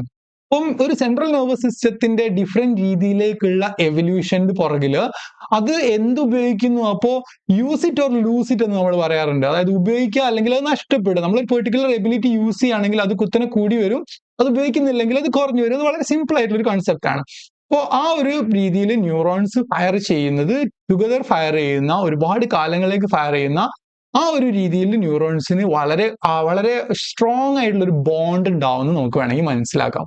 അപ്പൊ ആ ഒരു ബോണ്ട് ആണ് ഈ ഡെവലപ്മെന്റിന്, ഈ ഒരു വിവിഡിറ്റിക്ക് അഗെയിൻ റീസൺ. അല്ലെങ്കിൽ നമ്മൾ ഇന്ന് കാണുന്ന ഏറ്റവും ഇപ്പോൾ ഉള്ള എല്ലാ ആനിമൽസിനും അല്ലെങ്കിൽ എല്ലാ സ്പീഷീസിനുമുള്ള അവരുടെ കഴിവുകൾ. ഇപ്പോൾ ബാറ്റ്സിന് അവർക്ക് സെൻസ് ചെയ്യാൻ ഒരു പെർട്ടിക്കുലർ മെത്തേഡ് ഉണ്ട്. അവരെ പോലെയുള്ള ഒരു മെക്കാനിസം ഒക്കെ നമുക്കുണ്ടായിരുന്നെങ്കിൽ, അതേപോലെ പാമ്പുകൾക്ക് അവരുടെ ചുറ്റും സെൻസ് ചെയ്യാനും തിരിച്ചറിയാനോ ആക്ട് ചെയ്യാനും അവരുടേതായ മെക്കാനിസംസ് ഉണ്ട്. അപ്പൊ അവർ ഓരോരുത്തർക്കും അവരുടേതായ ബ്രെയിനുകളുണ്ട്. അപ്പൊ നമ്മൾ ഈ ഒരു സെൻട്രൽ നെർവസ് സിസ്റ്റത്തിൽ ലോകത്തെ ഏറ്റവും ബിഗ്ഗസ്റ്റ് ആയിട്ടുള്ള ബ്രെയിനുള്ള, അല്ലെ തങ്ങളുടെ ബോഡി പ്രൊപ്പോർഷൻ അനുസരിച്ച് ഏറ്റവും ഹയസ്റ്റ് പോയിന്റ് നമുക്ക് ആണ് കിട്ടുന്നത് റേഷ്യോ വൈസ് ബ്രെയിനിന്റെ സൈസിൽ. അപ്പോൾ ഈ ഒരു ബ്രെയിൻ എവല്യൂഷൻ ഫിഷ് മുതൽ ഇങ്ങനെ ബ്രെയിനിന് പുതിയ പുതിയ നീഡ്സും പുതിയ പുതിയ എൻവയൺമെന്റ്സും പുതിയ പുതിയ ത്രെഡ്സും പുതിയ പുതിയ ഓരോ രീതികളും എല്ലാം ഉണ്ടായി വരുന്ന സമയത്ത് നമ്മൾ ആ ഒരു ബ്രെയിൻ ഇവല്യൂഷന്റെ ഏറ്റവും ഹയസ്റ്റ് ഫോം ആണ് നമുക്കെന്ന് വേണമെങ്കിൽ വിളിക്കാം. അപ്പോൾ ഹോമോ സാപ്പിയൻസ് എന്ന് പറയുന്ന വാക്കിന് വൈസ് മെൻ, സാപ്പിയൻസ് എന്ന് പറഞ്ഞ വാക്കിന് വൈസ് എന്നും ഹോമോ എന്ന് പറയുന്നതിന് മാൻ എന്നുമാണ് അർത്ഥമെന്ന് സാന്ദർഭികമായിട്ട് പറയാം. അപ്പോ നമ്മുടെ ബ്രെയിനിന്റെയും സെൻസറി മെക്കാനിസത്തിന്റെയും ഒക്കെ തുടക്കവും അതുപോലെ അത് ഫിഷസിന് ഇപ്പോ ഇത് ഉണ്ടായി വരുന്നത് വേമിൽ നിന്ന് ഫിഷായി മാറിയപ്പോൾ അതിന് ഒരു ഫോട്ടോ സെൻസറി ഐ മീൻ അതിന് ഫോട്ടോനോട് റെസ്പോണ്ട് ചെയ്യാൻ ലൈറ്റിനോട് റെസ്പോണ്ട് ചെയ്യാൻ പറ്റുന്ന ഫോട്ടോ എന്ന് പറയുന്നതിന് ലൈറ്റ് എന്നാണ് അർത്ഥം, സോറി. അപ്പോ അങ്ങനെ റെസ്പോണ്ട് ചെയ്യാൻ പറ്റുന്ന ഒരു അവസ്ഥയിലാണ് ആ പെർട്ടിക്കുലർ സെൽസ് ഉണ്ടായിരുന്നത്. അതുകൊണ്ട് ഡെവലപ്പ് ചെയ്തിരുന്ന ഒരു മെക്കാനിസമാണ് കണ്ണ് എന്ന് വേണമെങ്കിൽ നമുക്ക് പറയാൻ പറ്റും. ഇപ്പോ ലേറ്റർ ഓൾഫാക്ഷൻ ആയാലും ഓഡിറ്ററി ആയാലും ഇത്തരം സെൻസസ് ഒക്കെ ഒരു സമയങ്ങളിൽ അവരുടെ നീഡ്സിനനുസരിച്ചും അവരുടെ സർവൈവലിന് വേണ്ടിയും വളരെ ഗ്രാജുവലി ഓരോന്നിലായിട്ട് ഇതിങ്ങനെ രൂപപ്പെട്ടായിട്ട് നമുക്ക് വേണമെങ്കിൽ കാണാൻ കഴിയും. സോ നമ്മള് ഇത്രയൊക്കെ പറഞ്ഞു വെച്ചിട്ട് എവല്യൂഷനായിട്ട് ബന്ധപ്പെട്ട കൺസെപ്റ്റ്സിനൊക്കെ നമ്മൾ തൽക്കാലം അവിടെ സൈഡിലേക്ക് മാറ്റി വെച്ചിട്ട് ഒന്ന് രണ്ട് കൺസെപ്റ്റ്സ് ഡിസ്കസ് ചെയ്യാൻ പോവാം. ബൈനോക്കുലർ വിഷൻ എന്ന് പറയുന്നത്, ബയോളജിയിൽ ബൈനോക്കുലർ വിഷൻ എന്ന് പറയുന്നത് ഒരു ആനിമലിന് തന്റെ ഫ്രണ്ടിലുള്ള രണ്ട് കണ്ണുകൾ ഉപയോഗിച്ചിട്ട് ഒരു പെർട്ടിക്കുലർ ഡിറക്ഷനിലേക്ക് നോക്കാനും പെർസീവ് ചെയ്യാനൊക്കെ കഴിയുന്ന ആ ഒരു അവസ്ഥയിലേക്കുള്ള ആൻഡ് അതിന്റെ സറൗണ്ടിങ്സിനെ ഒരു 3 ഡയമെൻഷനൽ ഇമേജ് ആയിട്ട് കാണാൻ ഈ ഒരു പെർട്ടിക്കുലർ അറേഞ്ച്മെന്റ് സാധ്യമാക്കുന്നുണ്ട്, അത് എനേബിൾ ചെയ്യുന്നുണ്ട്. അപ്പോൾ അതിനെയാണ് നമ്മൾ ബൈനോക്കുലർ വിഷൻ എന്ന് വിളിക്കുന്നത്. ഇത് ഒരു ടാർസിയർ മങ്കിയാണ്. നേരത്തെ ടാർസിയർ മങ്കിയെ കുറിച്ച് പറഞ്ഞിരുന്നു. ടാർസിയർ മങ്കി ഒരു ബൈനോക്കുലർ ഒക്കെ പിടിച്ചു നിൽക്കുകയാണ്. പിന്നെ ഈ പ്രൈമേറ്റ്സിൽ അതേപോലെ ഇന്ന് നമ്മൾ കാണുന്ന രീതിയിലുള്ള ഒരു കണ്ണിന്റെയും അതേപോലെ ഞാൻ നേരത്തെ ഹാപ്ലോ റൈനോ എന്ന് പറഞ്ഞതിൽ പരന്ന മൂക്കുള്ളത് ഈ ഒരു പെർട്ടിക്കുലർ സ്പീഷീസിനായിരുന്നു ഫസ്റ്റ് എന്ന് നമുക്ക് കാണാൻ കഴിയും. അപ്പോ ഇവരുടെ ഈ ഒരു കണ്ണുകളുടെ പ്രത്യേകത വളരെ ഇമ്പോർട്ടന്റ് ആയിരുന്നു. അല്ലെങ്കിൽ ഈ ഒരു എവല്യൂഷനിൽ ലേറ്റർ വന്നവർക്ക് ഈ ഒരു ബൈനോക്കുലർ വിഷൻ കൊണ്ട് ഒരുപാട് ഉപകാരം ഉണ്ടായിട്ടെന്ന് മനസ്സിലാക്കാം. അപ്പോൾ ഈ ഒരു കാര്യം നമ്മൾ മനസ്സിലാക്കുന്നത് ബഫലോ അല്ലെങ്കിൽ റാബിറ്റ് അങ്ങനെയുള്ള ആന്റിലോപ്സ് പോലെയുള്ള ഒരുപാട് ആനിമൽസിൽ അവരുടെ തലയുടെ 2 സൈഡിലായിട്ടാണ് അവരുടെ കണ്ണുകൾ ഉള്ളത്. ആൻഡ് ഇവിടെ കാണാൻ നമുക്ക് അവരുടെ കണ്ണുകൾക്ക് എന്തുണ്ട്, ഇൻഡിപെൻഡന്റ്ലി ഫങ്ഷൻ ചെയ്യാൻ കഴിയും അല്ലെങ്കിൽ മൂവ് ചെയ്യാൻ കഴിയും അവരുടെ ചുറ്റുപാട് കാണാൻ വേണ്ടിയിട്ട്. ചില ബേർഡ്സിന് അവരുടെ കണ്ണുകൾ നനക്കുക പോലും ചെയ്യാത്ത ഈവൻ കുറച്ചുകൂടെ ചെറിയ സാധനങ്ങൾക്ക് അവരുടെ കണ്ണുകൾ മൂവ് ചെയ്യാതെ തന്നെ അവരുടെ ചുറ്റും കാണാൻ കഴിയും. അവരുടെ കണ്ണുകൾ അത്രയും പുറത്തേക്ക് പ്രൊട്രൂഡഡ് ആണ്, പുറത്തേക്ക് തള്ളി നിൽക്കുന്നതാണെന്നൊക്കെ നമുക്ക് വേണമെങ്കിൽ മനസ്സിലാക്കാം. അപ്പോൾ കുറച്ച് വേറെ ആനിമൽസ് ഉണ്ട്, അവർക്ക് പ്രെഡേറ്ററി ആണ്. അവർക്ക് എന്ത് ചെയ്യാൻ പറ്റും, അവർക്ക് കുറച്ചുകൂടി ബിഗർ ലെവലിലേക്ക് വരുന്ന സമയത്ത് വളരെ ഹൈ ഡെപ്ത് പെർസെപ്ഷൻ ഉള്ളതായിട്ട് നമുക്ക് കാണാൻ കഴിയും. അവരുടെ ബൈനോക്കുലർ വിഷൻ കാരണമാണ് ഈ ഒരു ഡെപ്ത് പെർസെപ്ഷൻ ഉള്ള പോസിബിലിറ്റി അവർക്ക് കിട്ടിയതെന്ന് നമുക്ക് കാണാം. ഇപ്പോ ഒരു ഡെപ്ത് പെർസെപ്ഷൻ ഇത്രയും പ്രോപ്പർ ആയിട്ടുള്ള ഫ്രണ്ട് ഫേസിങ് കണ്ണുകളും ഒക്കെയുള്ള ആകെ കുറച്ച് വെർട്ടിബ്രേ മാത്രമേ ഇന്നുള്ളൂ. പ്രൈമേറ്റ്സും കാർണിവോറസ് ആയിട്ടുള്ള മാമൽസിൽ പലരും ആൻഡ് ഒരുപാട് പക്ഷികളും അവർക്ക് മുൻപിലേക്കാണ് അവരുടെ 2 കണ്ണുകളും എന്ന് വേണമെങ്കിൽ പറയാം. സോ എങ്ങനെയാണ് സംഭവിക്കുന്നത് എന്ന് പറഞ്ഞാൽ അവരുടെ 2 കണ്ണുകളിലും ഡിഫറെന്റ് ഇമേജസ് ആണ്. ഈ 2 കണ്ണുകളിലും തമ്മിൽ മുമ്പിലുള്ള ഒരു ഒബ്ജക്റ്റുമായിട്ടുള്ള അകലം ഡിഫറെന്റ് ആയതുകൊണ്ട് ആ ഒരു ഡിഫറൻസ് വെച്ചിട്ടാണ് എന്ത് മനസ്സിലാക്കുന്നത്, നമ്മുടെ ബ്രെയിൻ അല്ലെങ്കിൽ നമ്മുടെ occipital lobe, vision cortex related ആയിട്ടുള്ള ഏരിയാസ് ഈ ഒരു അകലം നിർണ്ണയിക്കുന്നതെന്ന് വേണമെങ്കിൽ മനസ്സിലാക്കാം. ഹൊറിസോണ്ടൽ ഡിസ്പാരിറ്റീസ് അല്ലെങ്കിൽ ബൈനോക്കുലർ ഡിസ്പാരിറ്റീസ് എന്ന് പറയുന്നത് ഈ ഒരു പെർട്ടിക്കുലർ 2 കണ്ണുകളുമായിട്ട് ആംഗിളിലും അതേപോലെ ദൂരത്തിലുമുള്ള എത്ര ദൂരം 2 തരം ഇമേജസ് ബ്രെയിനിന്റെ 2 സൈഡിലായിട്ട് 2 രീതിയിൽ വന്നു ചേരുന്നതാണ് നമ്മൾക്ക് ബൈനോക്കുലർ വിഷനിൽ കാണാൻ കഴിയുന്നത്. നമ്മൾ ബൈനോക്കുലർ വിഷൻ പോലെ തന്നെ ഇപ്പോൾ നമ്മൾ ഒരു സ്പീഷീസിനകത്ത് ബൈനോക്കുലർ വിഷൻ വന്നതും അതുപോലെ ബൈനോക്കുലർ വിഷൻ എത്രത്തോളം നമ്മുടെ പെർസെപ്ഷനെ സഹായിക്കുന്നുണ്ടെന്ന് കണ്ടു. അതുപോലെ തന്നെ ഈ എവല്യൂഷണറി സൈക്കിളിൽ നമുക്ക് കാണാൻ കഴിയുന്ന ഒരു പെർട്ടിക്കുലർ ട്രെയ്റ്റ് ആണ് അല്ലെങ്കിൽ ഒരു ക്യാരക്ടറിസ്റ്റിക് ആണ് തമ്പ് എന്ന് പറയുന്നത്. തങ്ങളുടെ ഫിംഗേഴ്സ് എസ്പെഷ്യലി ഈ ഒരു ഫിംഗേഴ്സിന്റെ ബോൺസിന്റെ ഇലോങ്ങേഷനും അതിന് ഈ ഒരു പെർട്ടിക്കുലർ രൂപം കൈവന്നതും അതിനോട് ഒപ്പോസ് ചെയ്യാൻ പറ്റുന്ന ഒരു തമ്പ് ഉണ്ടായി എന്നുള്ളതും. അപ്പോൾ മില്യൺസ് ഓഫ് ഇയേഴ്സ് എഗോ മുതൽ നമ്മുടെ നമ്മുടെ ആൻസിസ്റ്റേഴ്സ് ആയിരുന്ന പ്രൈമേറ്റ്സ് ഈ ഒരു പെർട്ടിക്കുലർ തമ്പിന്റെ യൂസ് കൊണ്ട് വളരെ വളരെ ഏറെ ഉപകാരം അവർക്ക് കിട്ടിയിരുന്നു നമുക്ക് വേണമെങ്കിൽ കാണാൻ കഴിയും. അപ്പോൾ അവർക്ക് മരം പിടിക്കാൻ അത്തരം സാധനങ്ങളിൽ ഈ ഹാർബോറിയൽ എന്ന് പറയുന്ന വാക്ക് മരം കയറികൾ എന്നാണ്. ഓക്കെ, അപ്പോൾ അങ്ങനെയുള്ള പ്രൈമേറ്റ്സ് ആയിരുന്ന കുരങ്ങന്മാർ നമ്മൾ പൊതുവെ പറയുമ്പോൾ എല്ലാവരും പെടും. അപ്പൊ ആ മരത്തിൽ കയറുന്ന മരവുമായിട്ട് ബന്ധപ്പെടുന്ന പിടിക്കേണ്ട ആളുകൾക്കാണ് ഈ ഒരു ഫിംഗേഴ്സ് ഇങ്ങനെ ഇലോങ്ങേറ്റ് ചെയ്ത് വന്നത്. അതിന് മുമ്പുള്ള ആളുകൾക്ക് ഇത്രയും ലോങ് ആയിട്ടുള്ള എന്തിന്റെ ആവശ്യമില്ലായിരുന്നു, ഡിജിറ്റ്സിന്റെ ആവശ്യം ഇല്ലായിരുന്നു. അതിൽ നിന്നാണ് നമ്മൾക്ക് ഇത്രയും വലിയ ഫിംഗേഴ്സ് ഉണ്ടായി വരുന്നത്. അതുപോലെ അത് പിടിക്കാനുള്ള രീതിയിലുള്ള നമ്മുടെ കൈയിന്റെ ഈ ഒരു മൂവ്മെന്റിനുള്ള സാധ്യതയും അവരിൽ നിന്നാണ് നമ്മൾക്ക് ഉണ്ടായി വന്നത് നമുക്ക് മനസ്സിലാക്കാൻ പറ്റും. അവരുടെ സർവൈവലിനെ വളരെയേറെ മരത്തിൽ പിടിക്കാൻ പറ്റുന്നതും വളരെ സ്ട്രോങ് ആയിട്ട് പിടിച്ച് കയറാൻ പറ്റുന്നതും ഓടി രക്ഷപ്പെടുന്നതും ഒക്കെ അവരുടെ സർവൈവലിന് വളരെ ഇമ്പോർട്ടന്റ് ആയിരുന്നു. ആ ഒരു കാരണത്താൽ ലേറ്റർ വരും തോറും ആ ഒരു സ്പെസിഫിക് ക്യാരക്ടറിസ്റ്റിക് വളരെ ഡെവലപ്പ് ചെയ്ത് വന്നതായിട്ട് നമുക്ക് കാണാൻ കഴിയും. ഒരുപാട് സ്പീഷീസുകളിൽ ഈ ഒരു ഒപ്പോസിബിൾ ഡിജിറ്റ് ഇവോൾവ് ചെയ്ത് വന്നിട്ടുണ്ട്. മിക്കവാറും എല്ലാ പ്രൈമേറ്റുകളിലും ഈ ഒരു സാധനമുണ്ട്. മിക്കവാറും എല്ലാ പ്രൈമേറ്റുകളും അവരുടെ ഈ ഒരു തമ്പ് ഇപ്പോഴും ഉണ്ട്. ചില പ്രൈമേറ്റുകൾ മാത്രം, കൊളോബസ് എന്ന് പറയുന്ന മങ്കീസ്, അവർക്ക് ഈ തമ്പിന്റെ ആവശ്യം ഇപ്പൊ ഇല്ലാത്തത് കൊണ്ട്. നമുക്കിപ്പോ കാലിന്റെ തമ്പ് എന്ന് പറയുന്ന ഒരു സാധനം ഉണ്ട് അല്ലെ.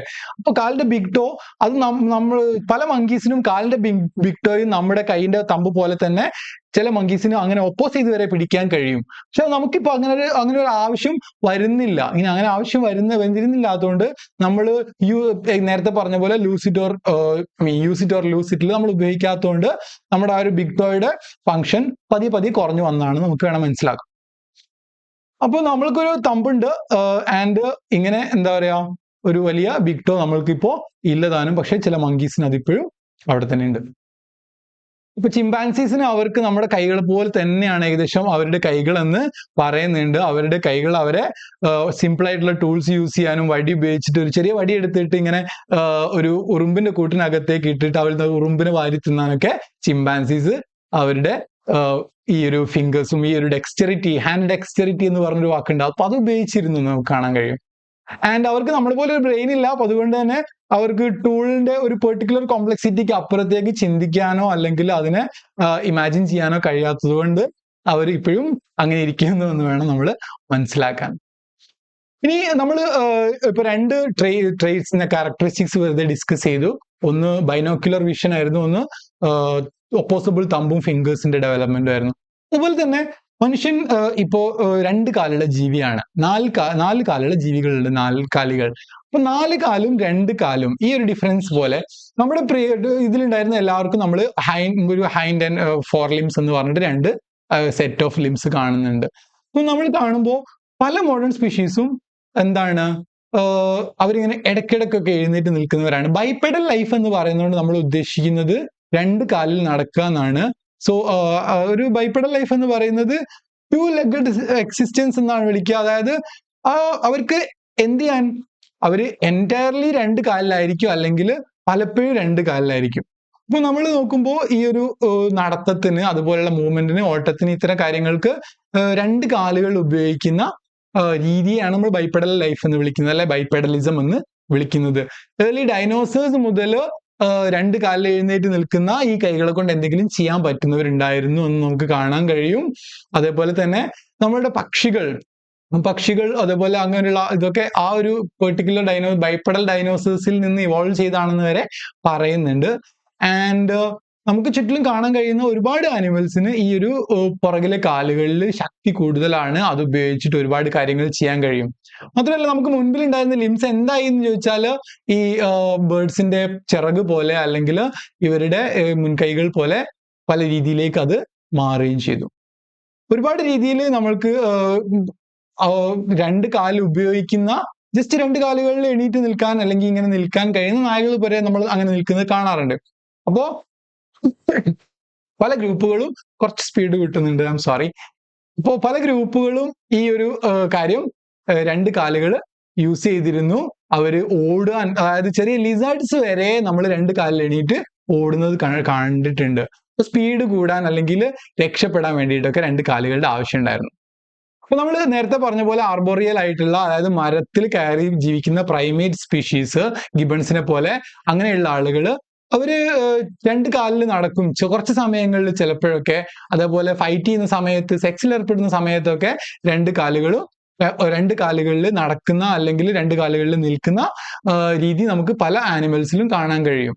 അപ്പൊ നമ്മൾ ഗ്രാജുവലി ആ ഒരു രണ്ട് കാലുകൾക്ക് ശക്തി കൂടിക്കൂടി വന്നിട്ടുണ്ടാവണം, ആൻഡ് അത് ബെറ്റർ രീതിയിൽ യൂസ് ചെയ്യാൻ അവര് ഏബിൾ ആയിട്ടുണ്ടാവണം എന്ന് നമുക്ക് കാണാൻ കഴിയും. അതുപോലെ അവർക്ക് ഭക്ഷണം കിട്ടാനും ചുറ്റും പെട്ടെന്ന് ആക്രമിക്കാനോ അല്ലെങ്കിൽ ആരെങ്കിലും പിടിക്കാൻ വരുന്നുണ്ടോ എന്ന് നോക്കാൻ, അത്തരം കാര്യങ്ങൾക്ക് എഗെയിൻ രണ്ട് ബൈപ്പെഡലി മൂവ് ചെയ്തിട്ടുള്ള ഒരുപാട് സ്പീഷീസുകളെ നമുക്ക് കാണാൻ കഴിയും. ഈ ഒരു ബൈപ്പെഡലിസത്തിന് ഒരുപാട് അഡ്വാൻറ്റേജസ് ഉണ്ട്. എന്താ വെച്ചാൽ നമ്മുടെ തല ഉയർത്തി നമുക്ക് ഒരുപാട് ദൂരേക്ക് പെട്ടെന്ന് തിരിഞ്ഞു നോക്കാൻ അങ്ങനത്തെ കാര്യങ്ങൾക്ക് സാധിക്കും. നമ്മുടെ ഫീൽഡ് ഓഫ് വിഷൻ ഒരുപാട് ലോങ്ങർ ആയിരിക്കും, വലുതായിരിക്കും.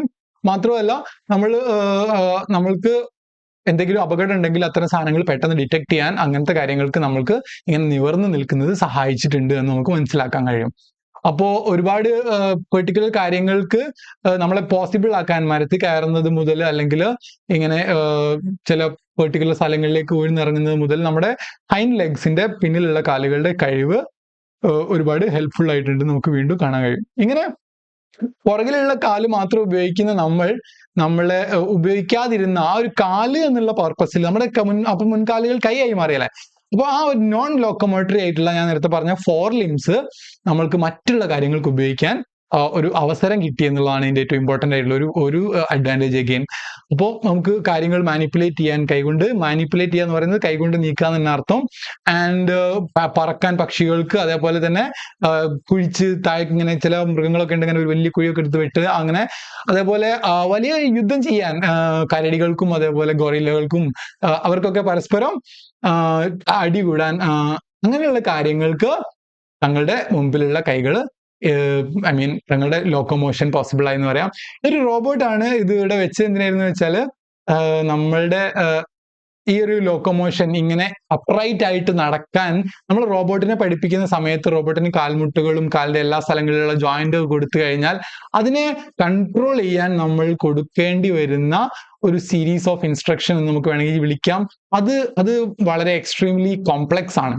അത് ഇന്ന് ചെയ്യാൻ ശ്രമിച്ച സയന്റിസ്റ്റുകൾ മനസ്സിലാക്കിയ കാര്യമാണ്. ഭയങ്കര കോംപ്ലിക്കേറ്റഡ് ആണ് നമ്മൾക്ക് നമ്മുടെ കാലുകൾ ഉപയോഗിച്ചുള്ള നടത്തം എന്ന്. അത് ഇവരെ പഠിപ്പിക്കാൻ കമ്പ്യൂട്ടർ സയന്റിസ്റ്റുകൾ ഒരുപാട് പാടുപെട്ടിട്ടുണ്ടെന്ന് അവർ തന്നെ പറയുമ്പോൾ ഈ ഒരു രണ്ട് കാലുകളിൽ എണീറ്റ് അപ്രൈറ്റ് ആയിട്ട് നടക്കാനുള്ളതിന്റെ കഷ്ടപ്പാട് നമുക്ക് മനസ്സിലാവും. Anyway, for a fun fact, നമ്മുടെ കങ്കാരുവിന് 70 കിലോമീറ്റർ സ്പീഡിൽ ഓടാൻ കഴിയും. അപ്പോൾ പക്ഷേ ചീറ്റയ ഒരു 100 km/h സ്പീഡിൽ ഓടും. അതുകൊണ്ട് നമ്മൾക്ക് ഒരുപാട് ഗുണമുണ്ട് എന്ന് പറയാൻ കഴിയില്ല. പക്ഷെ ഒരു ഇഫക്റ്റ് ഗുണമുള്ളത് എന്ന് പറയുന്നത് നമ്മൾക്ക് പലരെയും ഔട്ട് റൺ ചെയ്യാൻ കഴിയും. എന്താ കാര്യം എന്ന് വെച്ചാൽ ഈ ഒരു ഹൈൻഡ് ലെഗ്സിന്റെ യൂസേജ് കാരണം നമ്മൾ ഉപയോഗിക്കുന്ന എനർജിയുടെ അളവും അതേപോലെ തന്നെ നമ്മൾക്ക് ചെയ്യാൻ കഴിയുന്ന കാര്യങ്ങളുടെ ആ ഒരു എൻഡ്യൂറൻസ് എന്ന് പറയുന്നതിന്റെ അളവ് കൂടുകയും ചെയ്തിട്ട് നമുക്ക് ഒരുപാട് നേരം ഓടാൻ കഴിയും. ഇത്തരം ആനിമൽസും ചിലപ്പോൾ വളരെ കുറച്ച് സമയം അത് കഴിഞ്ഞോളണം എന്നുള്ളൂ എന്ന് സ്റ്റഡീസ് കണ്ടെത്തിയിട്ടുണ്ടെന്ന് കാണാം. നമ്മൾ കുറച്ച് നേരമായിട്ട് ഇങ്ങനെ കുറച്ച് ട്രേഡ്സ് ഒക്കെ ഡിസ്കസ് ചെയ്യുമ്പോൾ ടാർസിയർ മങ്കിയെ കുറിച്ച് അവിടെ പലപ്പോഴും പരാമർശിച്ചിരുന്നു. അപ്പൊ ടാർസിയർ മങ്കി എന്ന് പറയുന്നത് ദേ ആർ ലൈക്ക് ഒരു ഹാപ്ലോറൈൻ പ്രൈമേറ്റ്സ് ആണ്. ടാർസിയേഴ്സ് എന്നാണ് അതിന്റെ പ്രൊനൗൺസിയേഷൻ. ഹാപ്ലോറൈൻ എന്ന് പറയുന്നത് നമ്മൾ പറഞ്ഞു പരന്ന മൂക്കുള്ള ഒരു പ്രൈമേറ്റ് ആണ് ടാർസിയുടെ ഫാമിലിയിലുള്ള. ആൻഡ് ആ ഒരു ഫാമിലിയിൽ ടാർസി ഫോംസ്, നമ്മൾ നേരത്തെ സിമി ഫോംസ് പറഞ്ഞതിന്റെ നേരെ ഒരു സിസ്റ്റർ ഓർഡർ ആണ് ടാർസി ഫോംസ്. അതിലുള്ളവരാണ് അവര്. ആൻഡ് അവര് പണ്ട് വളരെ പ്രീഹിസ്റ്റോറിക്കലി നമ്മൾക്ക് അവരെ അറിയാമെങ്കിലും, കാരണം ടാർസി ഫോംസ് ഇവിടെ വരുന്നത് ഏകദേശം 60 മില്യൺ ഇയേഴ്സ് എഗോ. ഇപ്പോഴും അവര് ഇന്തോനേഷ്യ, മലേഷ്യ പോലുള്ള സ്ഥലങ്ങളിൽ, ഫിലിപ്പീൻസിലൊക്കെ, ഇതിന് താഴെ ഫിലിപ്പീൻസ് എന്നും കൂടെ ഉണ്ട്, അവിടെയൊക്കെ കാണപ്പെടുന്നു എന്ന് നമുക്ക് കാണാൻ കഴിയും. ഇനി ടാർസിയസിനെ കുറിച്ച് ഇങ്ങനെ വീണ്ടും ഡിസ്കസ് ചെയ്യാനുള്ള റീസൺ എന്ന് വെച്ചാൽ അവരുടെ ഒരു ബേസിക് അവരുടെ ഒരു സ്ട്രക്ചർ, അവരുടെ ഫിസിക്കൽ സ്ട്രക്ചറിനെ കുറിച്ചും അവരുടെ കണ്ണുകളെ കുറിച്ചും ഒക്കെ നമ്മൾ നോക്കുമ്പോൾ നമ്മൾക്ക് ഒരുപാട് സമാനതകൾ അല്ലെങ്കിൽ ഈ ഒരു ഡെവലപ്പ് ചെയ്തു എന്ന് പറയുന്ന കാര്യങ്ങൾ നമുക്ക് അവരിൽ കാണാൻ കഴിയും. അവർക്ക് വലിയ തലയായിരുന്നു, വലിയ കണ്ണുകളുണ്ടായിരുന്നു അവരുടെ. അതുകൊണ്ട് അത് വെക്കാൻ വേണ്ടിയിട്ട് അവർക്ക് ഒരു പെർട്ടിക്കുലർ ക്രേനിയൽ അനാറ്റമി തന്നെ ഉണ്ടായിരുന്നു. ആ ക്രേനിയൽ അനാറ്റമി എന്ന് പറയുന്നത് ഈ ഒരു തലയെ ഹോൾഡ് ചെയ്യാനും ആ വലിയ കണ്ണുകൾ ആയതുകൊണ്ട് അവർക്ക് ഇങ്ങനെ അടങ്ങിയിരിക്കുന്ന സമയത്ത് അവരുടെ ഒരു എന്താ പറയാ അവരുടെ ഹോൾഡ്, അവരുടെ ആ ഒരു ഇരയെ പിടിക്കാനുള്ള കാത്തിരിപ്പിനിടയിൽ ഈ തല ബാലൻസ് ചെയ്യാനുള്ള ഒരു സിസ്റ്റം അവരുടെ ബ്രെയിൻ പതിയെ ഡെവലപ്പ് ചെയ്യേണ്ടിയിരുന്നു, അല്ലെങ്കിൽ അവർക്ക് ഡെവലപ്പ് ചെയ്തിരുന്നു എന്ന് വേണമെങ്കിൽ നമ്മൾ മനസ്സിലാക്കും. ആൻഡ് അവർക്ക് വളരെ സ്ട്രോങ് ആയിട്ടുള്ള ഒരു ഓഡിറ്ററി സെൻസ് ഉണ്ടായിരുന്നു. അവർക്ക് കണ്ണ് ഓൾറെഡി നല്ലപോലെ പവർഫുൾ ആയിരുന്നു എന്ന് മനസ്സിലാക്കുന്നതിന് കൂടെ അവർക്ക് ഓഡിറ്ററി കോർട്ടെക്സും ഉണ്ടായിരുന്നു. നമുക്ക് കാണാൻ കഴിയും. ഓഡിറ്ററി കോർട്ടെക്സ് എന്ന് പറഞ്ഞാൽ നമ്മുടെ കേൾവി പോകുന്ന സ്ഥലമാണ്. കണ്ണിലുള്ള കാഴ്ചകൾ പോകുന്നത് പുറകിലുള്ള ഓക്സിപിറ്റൽ ലോബിലേക്കാണ്. ഈ ഓഡിറ്ററി കോർട്ടെക്സ് എന്ന് പറയുന്നത് നമ്മുടെ ടെമ്പറൽ ലോബിലും അതേപോലെ അതിന്റെ ഉൾഭാഗങ്ങളിലും ഒക്കെ ചേർന്നിട്ട് കിടക്കുന്നതാണ്. നമ്മൾ വീണ്ടും കാണും. അപ്പം ടാർസിയസിന് മറ്റൊരു പ്രത്യേകത പറയുകയാണെങ്കിൽ ടാർസിയസിന് വളരെ ലോങ് ഹൈൻഡ് ലിംസ് ഉണ്ടായിരുന്നു. അവരുടെ കാലുകള് നമുക്ക് ഇവിടെ കാണാൻ കഴിയും. Actually double the size of അവരുടെ കൈകളെക്കാളും ഇരട്ടി ഇതുണ്ടായിരുന്നു. ആൻഡ് അവരുടെ പേര്, ഈ ടാർസസ് എന്ന പേര് വരുന്നത് അവരുടെ കാലുകളിൽ ഉണ്ടായിരുന്ന നമ്മുടെ കാൽപാദത്തിലുള്ള ബോൺസ് ഉണ്ട്. ആ ബോൺസിനാണ് ടാർസസ് എന്ന് വിളിക്കുക. അപ്പൊ ആ ബോൺസ് കുറച്ചുകൂടെ ഇലോങ്ങേറ്റഡ് ആയിരുന്നു. അവർക്ക് മരത്തിൽ അങ്ങനെ ചുറ്റി പിടിക്കാൻ, കൈ പോലെ തന്നെ പിടിക്കാൻ മാത്രം. നമ്മുടെ കാലുകൾക്കുള്ള ഈ ഒരു ലെങ്ത്തിനെ ഈ ഒരു ടാർസസ് ബോൺസിന്റെ റിസൾട്ട് ആയിട്ട് നമുക്ക് മനസ്സിലാക്കാൻ കഴിയും. അപ്പൊ അവിടെ ഈ ഒരു മരത്തിൽ ഇങ്ങനെ ക്ലിങ് ചെയ്ത് പിടിക്കാനും ചാടാനും ഒക്കെ ആ ഒരു പാദത്തിന്റെ ഉപയോഗം അവർക്കുണ്ടായിരുന്നു. ആൻഡ് അവരുടെ ബോഡിക്ക് ഒരു 10-15 സെന്റിമീറ്റർ ലെങ്ത് മാത്രമേ ഉള്ളൂ. ആൻഡ് അവർക്കൊരു 10-20 സെന്റിമീറ്റർ നീളമുള്ള ഒരു വാലും ഉണ്ടായിരുന്നു. ആൻഡ് മറ്റൊരു പ്രത്യേകത നമുക്ക് കാണാൻ കഴിയും, അവരുടെ ഫിംഗേഴ്സ് വളരെ ഇലോങ്ങേറ്റഡ് ആണ്. ഞാൻ നേരത്തെ പറഞ്ഞ പോലെ വളരെ ഇലോങ്ങേറ്റഡ് ഫിംഗേഴ്സ് ആണ്. ആൻഡ് വളരെ ലെങ്ത് ഉള്ള, നമ്മുടെ മിഡിൽ ഫിംഗർ കുറച്ച് ലെങ്ത് കൂടുതലാണ്. അതേപോലെ തന്നെ അവരുടെ മിഡിൽ ഫിംഗറും കുറച്ച് ലെങ്ത് കൂടുതലായിരുന്നു. ആൻഡ് ഈ എല്ലാ നഖങ്ങൾക്കും ഇല്ല, പക്ഷെ കുറച്ചെണ്ണത്തിനെങ്കിലും നഖങ്ങൾ ഉണ്ടായിരുന്നു. അതും നമുക്ക് അവിടെ ആദ്യമായിട്ട് കാണാൻ കഴിയുന്ന പോലെ. ആൻഡ് അവസാനത്തെ 3-ാമത്തേനോ 4-ാമത്തേനോ ഒക്കെ ചിലപ്പോ ക്ലോ തന്നെയായിരുന്നു, അതായത് ഇപ്പൊ പൂച്ചയ്ക്കൊക്കെ ഉള്ള പോലെ. ആൻഡ് അത് ഉപയോഗിച്ചിട്ട് അത് ഗ്രൂം ചെയ്യുമായിരുന്നു എന്നും പറയുന്നുണ്ട്. വളരെ വെൽവെറ്റി ആയിരുന്നു. ആൻഡ് ഒരു ബീജ് ആൻഡ് ഓക്കർ കളറുള്ളവരായിരുന്നു. നമ്മൾ ഈ ഒരു ആനിമലിനെ കുറിച്ച് അഗെയിൻ ഡിസ്കസ് ചെയ്യാനുള്ള റീസൺ, ഈ നേരത്തെ പറഞ്ഞ ബൈനോക്യുലർ വിഷൻ പോലെ, അതേപോലെ ഒരു ബൈപ്പെഡൽ 2 കാലിൽ നടക്കുന്നതിന്റെ തുടക്കങ്ങൾ പോലെ. ആൻഡ് നമ്മൾ പറഞ്ഞ what did we discuss other than that, നമ്മൾ പറഞ്ഞ കൈകളുടെ തമ്പിന്റെ യൂസ് പോലെ, ഇത്തരം എല്ലാ കാര്യങ്ങളുടെയും ഒരു കൂട്ടം നമ്മൾക്ക് ഈ ഒരു പ്രൈമറി ഫോം ഓഫ് പ്രൈമേറ്റിൽ കാണാൻ കഴിയും. പ്രൈമേറ്റിലുള്ള 60 മില്യൺ ഇയേഴ്സ് 60 ദശലക്ഷം എന്ന് പറയുമ്പോൾ 600 ലക്ഷം വർഷങ്ങൾക്ക് മുമ്പ് ഒറിജിൻ ചെയ്തു എന്ന് വിശ്വസിക്കപ്പെടുന്ന, ഇന്ന് നിലനിൽക്കുന്ന ഒരു മങ്കിയാണിത് എന്ന് നമ്മൾ ഓർക്കേണ്ടതുണ്ട്. നമ്മൾ കുറച്ചുകൂടെ ഇങ്ങോട്ട് മോഡേൺ എയ്പ്സിലേക്ക് വരുന്ന സമയത്ത് കിൻ സെലക്ഷൻ എന്ന് പറയുന്ന ആൻഡ് ആൾട്രൂയിസം എന്ന് പറയുന്ന 2 പ്രോസസ്സുകൾ കാണും. അപ്പൊ നമ്മൾ കിൻ സെലക്ഷൻ എന്ന് പറയുന്നത് തങ്ങളുടെ മെയ്റ്റിനെ ചൂസ് ചെയ്യുകയും ആ മെയ്റ്റിനെയും തന്റെ ഫാമിലിയെയും ഒക്കെ സർവൈവ് ചെയ്യാൻ വേണ്ടിയിട്ട് ആവശ്യമായ എല്ലാ കാര്യങ്ങളും എടുക്കുന്ന ഒരു പ്രോസസ്സിനെ കുറിച്ച് നമുക്ക് അങ്ങനെ വേണമെങ്കിൽ വിളിക്കാം. അപ്പൊ ഈ ഒരു കിൻ സെലക്ഷൻ തങ്ങളുടെ ചുറ്റുമുള്ള ആളുകളെ, തങ്ങളുടെ ജീൻ പൂളിലുള്ള ആളുകളെ, തങ്ങളുടെ സന്താനങ്ങളെയൊക്കെ ടേക്ക് കെയർ ചെയ്യുന്നത് റീപ്രൊഡക്റ്റീവ് സക്സസിന് വേണ്ടിയിട്ട്, അതുപോലെ തങ്ങളുടെ കൂടെയുള്ള തങ്ങളുടെ സഹോദരങ്ങളെ, അതുപോലെയുള്ള ആളുകളെ, തങ്ങളുടെ കമ്മ്യൂണിറ്റിയിലുള്ള ആളുകളെ വരെ സംരക്ഷിക്കുന്നത് തങ്ങളുടെ എന്താ പറയാ ഒരു റീപ്രൊഡക്റ്റീവ് സക്സസിന് വേണ്ടിയിട്ടാണെന്ന് WD ഹാമിൽട്ടൺ എന്ന് പറയുന്ന ഒരാൾ പ്രൊപ്പോസ് ചെയ്യുകയും, അദ്ദേഹം ഈ ഒരു കോപ്പറേഷൻ, അതായത് പരസ്പരം ആളുകൾ പരസ്പരം ഒരു ഫാമിലി ആയിട്ട് മാറുകയോ അല്ലെങ്കിൽ തങ്ങളുടെ മെയ്റ്റുമായിട്ടും ആ കുട്ടികളുമായിട്ടും ഒരു വളരെ വളരെ അറ്റാച്ച്മെന്റ് ഉണ്ടാവുന്നത് തങ്ങളുടെ സക്സസ്ഫുൾ റീപ്രൊഡക്ഷൻ ഉറപ്പാക്കാൻ വേണ്ടിയിട്ടാണ് എന്ന് WD ഹാമിൽട്ടൺ പ്രൊപ്പോസ് ചെയ്തു. ആൻഡ് കിൻ സെലക്ഷൻ എന്ന് പറയുന്നത് ഒരു നാച്ചുറൽ സെലക്ഷന്റെ രീതിയാണ്. ആ ഒരു പെർട്ടിക്കുലർ ജനറ്റിക് പൂളിലുള്ള അല്ലെങ്കിൽ ഒരാളുടെ ഒരു ജീനുമായിട്ട് ബന്ധപ്പെട്ടതെന്ന് പറയുന്ന ആ ജനറ്റിക് മെറ്റീരിയലിൽ നിന്ന് വരുന്ന ആളുകൾ തന്നെ അവസാനം മജോറിറ്റി ആയി മാറുന്ന ഒരു രീതിയിലേക്ക് വരുന്നതിന് നമ്മൾക്കൊരു നാച്ചുറൽ സെലക്ഷൻ മെത്തേഡ് ആയിട്ട് കിൻ സെലക്ഷനെ മനസ്സിലാക്കാം. അവിടെ ഒരു ഇൻഡിവിജ്വൽ സെലക്ഷൻ എന്ന് പറയുന്ന, കിൻ സെലക്ഷൻ എന്ന് പറയുന്ന, ഗ്രൂപ്പ് സെലക്ഷൻ എന്ന് പറയുന്ന ഒരു 3 ലെവൽസ് ഉണ്ട്. അത് നമ്മൾ ലേറ്റർ കുറച്ച് താഴെ കാണും. സോ ഒരു ഓർഗാനിസത്തിന് തനിക്ക് സർവൈവൽ ഉറപ്പുവരുത്തണമെങ്കിൽ തങ്ങളുടെ ചുറ്റുള്ള ക്ലോസ് റിലേറ്റീവ്സും സക്സസ്ഫുള്ളി ഉണ്ടാവണം എന്നുള്ള ഒരു വിശ്വാസത്തിൽ നിന്നാണ് ഈ ഒരു ഫിനോമിന നമ്മൾ കാണുന്നത്. കിൻ സെലക്ഷൻ എന്ന് പറയുന്നത് മിക്കവാറും ഒരുപാട് സ്പീഷീസുകളിൽ പരസ്പരം സഹായിക്കുന്നത്. ഇപ്പോ ഒരു പെർട്ടിക്കുലർ സീബ്രയെ കുറിച്ച് നമ്മൾ ഇങ്ങനെ കഥ കേൾക്കുന്നുണ്ട്. അവരുടെ എൽഡർലി അവരുടെ യങ്ങറിനെ രക്ഷിക്കാൻ വേണ്ടിയിട്ട് പുഴകളിൽ മുതലകളുടെ അടുത്തേക്കോ അല്ലെങ്കിൽ സിംഹത്തിന്റെ അടുത്തേക്കോ സ്വയം പോകുന്നു എന്ന്. അതൊരു കിൻ സെലക്ഷന്റെ തങ്ങളുടെ ജീൻ പൂൾ എക്സിസ്റ്റ് ചെയ്യാൻ വേണ്ടിയിട്ട്, അവർ രക്ഷപ്പെടാൻ വേണ്ടിയിട്ട് ഈ ഒരു എൽഡർലി സീബ്ര ചെയ്യുന്ന ഒരു പ്രോസസ് കാര്യമായിട്ട് വേണമെങ്കിൽ നമുക്ക് മനസ്സിലാക്കാം. ഇത് ഒരു പ്രയറി ഡോഗ് എന്ത് ചെയ്യുന്നത്, തന്റെ ജീവിതം നഷ്ടപ്പെട്ടാലും വേണ്ടിയില്ല ആ ഒരു അപ്രോച്ചിങ് പ്രെഡേറ്ററിന്റെ അടുത്ത് നിന്ന് തന്റെ ഫാമിലി രക്ഷപ്പെടുത്താൻ വേണ്ടി ശ്രമിക്കുന്നതോ, അല്ലെങ്കിൽ ഒരു വർക്കർ ബി തന്റെ ജീവിതം എന്താ പറയാ തന്റെ ഹൈവിന്റെ നന്മയ്ക്ക് വേണ്ടിയിട്ട് സാക്രിഫൈസ് ചെയ്യുന്നതൊക്കെ ഈ ഒരു കാര്യത്തിൽ നമുക്ക് വെക്കാന്ന് പറയാം. മോഡേൺ സിനാരിയോയില് നെപ്പോട്ടിസം എന്ന് പറയുന്ന തന്റെ മക്കളെ പോറ്റുന്ന രാഷ്ട്രീയത്തിലും അതുപോലെ അങ്ങനത്തെ കാര്യങ്ങളിലൊക്കെ നമ്മൾ കൂടുതലും ഈ വാക്ക് ഉപയോഗിച്ച് കാണാറുണ്ട്. അപ്പോൾ ആ ഒരു നെപ്പോട്ടിസം എന്ന് പറയുന്നത് തങ്ങളുടെ ക്ലോസർ റിലേറ്റീവ്സിന് തങ്ങൾ ചെയ്യുന്ന ഫേവർ ആണെന്ന് വേണമെങ്കിൽ മനസ്സിലാക്കാം. അത് ഒരു ഇവല്യൂഷണറി പെർസ്പെക്റ്റീവ് വെച്ച് നോക്കുമ്പോൾ അത് തങ്ങളുടെ റിലേറ്റീവ്സ് സക്സീഡ് ചെയ്താൽ തങ്ങളുടെ ജീൻസും തങ്ങളുടെ ആ ഒരു തലമുറകളും നിലനിൽക്കാൻ വേണ്ടിയിട്ടുള്ള ഒരു പ്രൊമോഷൻ ആക്ടിവിറ്റി ആയിട്ട് നമ്മൾ മനസ്സിലാക്കേണ്ടതുണ്ട്.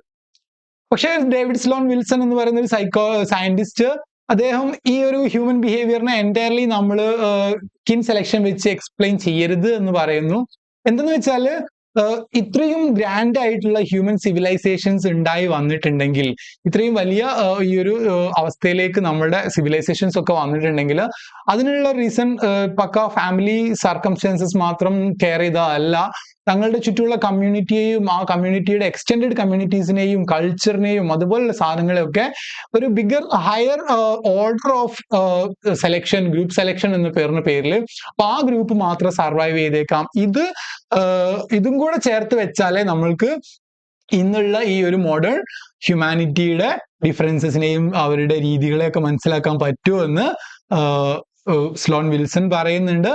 ആൻഡ് എവല്യൂഷനിൽ ഇതൊരു ഇമ്പോർട്ടന്റ് ഘടകമാണ്, ചില ഗ്രൂപ്പുകൾ മാത്രം സർവൈവ് ചെയ്തേക്കാമെന്നാണ് അദ്ദേഹത്തിന്റെയും കൂടെയുള്ളവരുടെയും ആർഗ്യുമെന്റ്. ഇനി നമ്മൾ കോമ്പറ്റീഷൻ എന്ന് പറഞ്ഞൊരു പദം വേണമെങ്കിൽ അതിന്റെ കൂടെ ആക്ച്വലി ചേർത്ത് വെക്കാൻ പറ്റുന്നതാണ് അഗ്രഷൻ എന്ന് പറയുന്ന ഒരു പദം. ഇതും നമ്മൾ എവല്യൂഷണറിയിൽ നേരത്തെ പറഞ്ഞ കിൻ സെലക്ഷൻ അല്ലെങ്കിൽ ഈ ഒരു നാച്ചുറൽ സെലക്ഷന്റെ വിവിധ മെത്തേഡ്സ് പോലെ നമുക്ക് കാണാൻ കഴിയും. കോമ്പറ്റീഷൻ ഉണ്ടായിരുന്ന ഒരു ലോകത്ത് അഗ്രഷൻ ആയിരുന്നു പല സ്പീഷീസുകൾക്കും സർവൈവ് ചെയ്യാനുള്ള ഒരു വഴി. ഒരു എവല്യൂഷന്റെ പെർസ്പെക്റ്റീവിൽ നോക്കുമ്പോൾ ഈ ലോകത്ത്, ഈ ഭൂമിയിൽ ഇത്രയ്ക്ക് റിസോഴ്സസ് മാത്രമേ ഉള്ളൂ. അത് പലർക്കും പല രീതിയിൽ ആവശ്യമാണ്. അത് ഓരോരുത്തർക്കും തങ്ങളുടെ സെയിം റിസോഴ്സസ് ഉപയോഗിക്കുന്ന ആളുകളോട്, എസ്പെഷ്യലി ഇപ്പൊ വെള്ളം കുടിക്കാൻ ഒരു പുഴ മാത്രമേ ഉള്ളെങ്കിൽ അതിനടുത്ത് പല മൃഗങ്ങളും വരും. ചില മൃഗങ്ങൾ അവിടെ താമസമാക്കും, ചില മൃഗങ്ങൾ അവിടേക്ക് ആരെയും വരാൻ സമ്മതിക്കില്ല.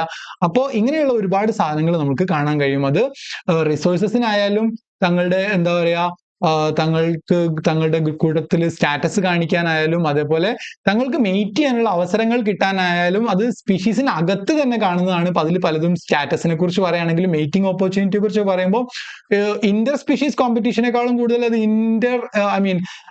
ഇൻട്രാ സ്പീഷീസ് കോമ്പറ്റീഷൻ ആയിരിക്കും. തങ്ങളുടെ സ്പീഷീസിലുള്ള ആളുകളോട് തന്നെ ആയിരിക്കും ഈ കോമ്പറ്റീഷൻസ് ഉണ്ടാവാം. ആൻഡ് നമ്മൾ പൊതുവെ സ്പീഷീസുകളിൽ നോക്കുന്ന സമയത്ത് മെയിൽസ് ആണ് കൂടുതൽ അഗ്രസീവ് ആയിട്ടുള്ള കാര്യങ്ങൾ. അത് അവർക്ക് ഒരുപാട് റീസൺസ് ഉണ്ട്. അവരാണ് എന്താ പറയാ പ്രൊട്ടക്ഷന്റെയും മറ്റും ചുമതലയിലുള്ളത്, മറ്റുള്ളവരിൽ നിന്ന് തങ്ങളെ രക്ഷിക്കേണ്ടത്, ഇത്തരം കാര്യങ്ങൾക്കൊക്കെ. അതുകൊണ്ട് അവർ കൂടുതൽ അഗ്രസീവായി മാറിയതായിട്ട് കാണാം than female counter parts. And ഈ പല രീതിയിലും നോക്കുമ്പോൾ നമ്മൾക്ക് ഫീമെയിൽ പോപ്പുലേഷനിലും ഈ സ്പീഷീസുകളുടെ ഒക്കെ അവര് തങ്ങളുടെ റീപ്രൊഡക്റ്റീവ് ഫിറ്റ്നസ് ഉറപ്പാക്കാൻ വേണ്ടിയിട്ട് ഒരുപാട് കാര്യങ്ങൾ, അതേപോലെ മെറ്റീരിയൽ ആൻഡ് കൾച്ചറൽ കാര്യങ്ങളും ഡിസൈർ ചെയ്യുന്നതായിട്ട്, അതും വളരെ മോഡേൺ പെർസ്പെക്റ്റീവിലാണ് നമ്മൾ അങ്ങനെ പറയുന്നത്, പക്ഷെ ഉണ്ടെന്ന് മനസ്സിലാക്കാൻ കഴിയും. അപ്പോൾ ഒരു കോമ്പറ്റീഷനുള്ള കഴിവ് തങ്ങളുടെ കൂടെയുള്ള പിയേഴ്സുമായിട്ടും മറ്റു സ്പീഷീസുമായിട്ടും ഒക്കെ കോമ്പീറ്റ് ചെയ്ത് തങ്ങളുടെ എന്താ പറയാ അടുത്ത തലമുറകളെ സംരക്ഷിക്കാനും നോക്കാനൊക്കെ ഉണ്ടാവുക എന്നുള്ള ഒരു കഴിവ് ഉറപ്പായിട്ടും അത് ഒരു സ്പെസിഫിക് ഏരിയയിൽ താമസിച്ചിരുന്ന മുഴുവൻ സ്പീഷീസുകൾക്കിടയിലും പല സ്പീഷീസുകൾക്കിടയിലും അവരുടെ ഉള്ളിൽ തന്നെയും വളരെ ഇമ്പോർട്ടൻ്റ് ആയിട്ടുള്ള ഒരു കാര്യമായിരിക്കും. അപ്പൊ ഈ ഒരു കോമ്പറ്റിറ്റീവ് മെന്റാലിറ്റി അതേപോലെ തന്നെ ഒരു അഗ്രസീവ് ആയിട്ടുള്ള നേച്ചർ ഈ ഒരു കാരണത്താൽ ഉണ്ടായി എന്ന് നമുക്ക് മനസ്സിലാക്കാം. ഇപ്പോ വളരെ സ്കേഴ്സ് ആയിട്ടുള്ള അതേപോലെയുള്ള വളരെ ഇഷ്ടപ്പെടുന്ന അങ്ങനെയുള്ള റിസോഴ്സസിന് വേണ്ടിയിട്ടൊക്കെ ഈ ഒരു സ്പീഷീസിനകത്തുള്ള കോമ്പറ്റീഷൻ കൂടുതലാണ്. അതേപോലെ മീറ്റിംഗ് ഓപ്പർച്യൂണിറ്റീസിനും ഈ ഇന്റർ സ്പെസിഫിക് കോമ്പറ്റീഷൻ കൂടുതലാണ്. ഈ ഒരു കോമ്പറ്റീഷനെ കുറിച്ച് നമ്മൾ വേണമെങ്കിൽ മനസ്സിലാക്കുന്നത് നമ്മളുടെ റിസോഴ്സസ് അല്ലെങ്കിൽ ഇത്തരം സാധനങ്ങൾക്ക് വേണ്ടിയിട്ട് അത് ഏതൊക്കെ രീതിയിൽ അഗ്രസീവ് എന്ന് പറയുന്നതും കോമ്പറ്റീഷൻ എന്ന് പറയുന്നതും എൻറ്റയർലി ഒരു വളരെ ഫിസിക്കൽ ടെൻസിൽ ലിറ്ററൽ അഗ്രഷൻ എന്ന് എടുക്കണം എന്നില്ല. അത് പല രീതിയിലാവാം. ആ ഒരു അഗ്രഷൻ അതായത് to protect ourselves and our close relatives and others എന്ന് പറയുന്നതിന് പല മെത്തേഡ്സും പല സ്പീഷീസും പല സമയങ്ങളിലും സ്വീകരിച്ചിട്ടുണ്ട്. അതിന് ആയിരുന്നു അവരുടെ ശ്രദ്ധ. അതിന് വേണ്ട രീതിയിലേക്ക് അപ്പം വീടുണ്ടാക്കുക അല്ലെങ്കിൽ ഒരു ഗുഹ ഉണ്ടാക്കുക അല്ലെങ്കിൽ ഗുഹ കണ്ടുപിടിക്കുക.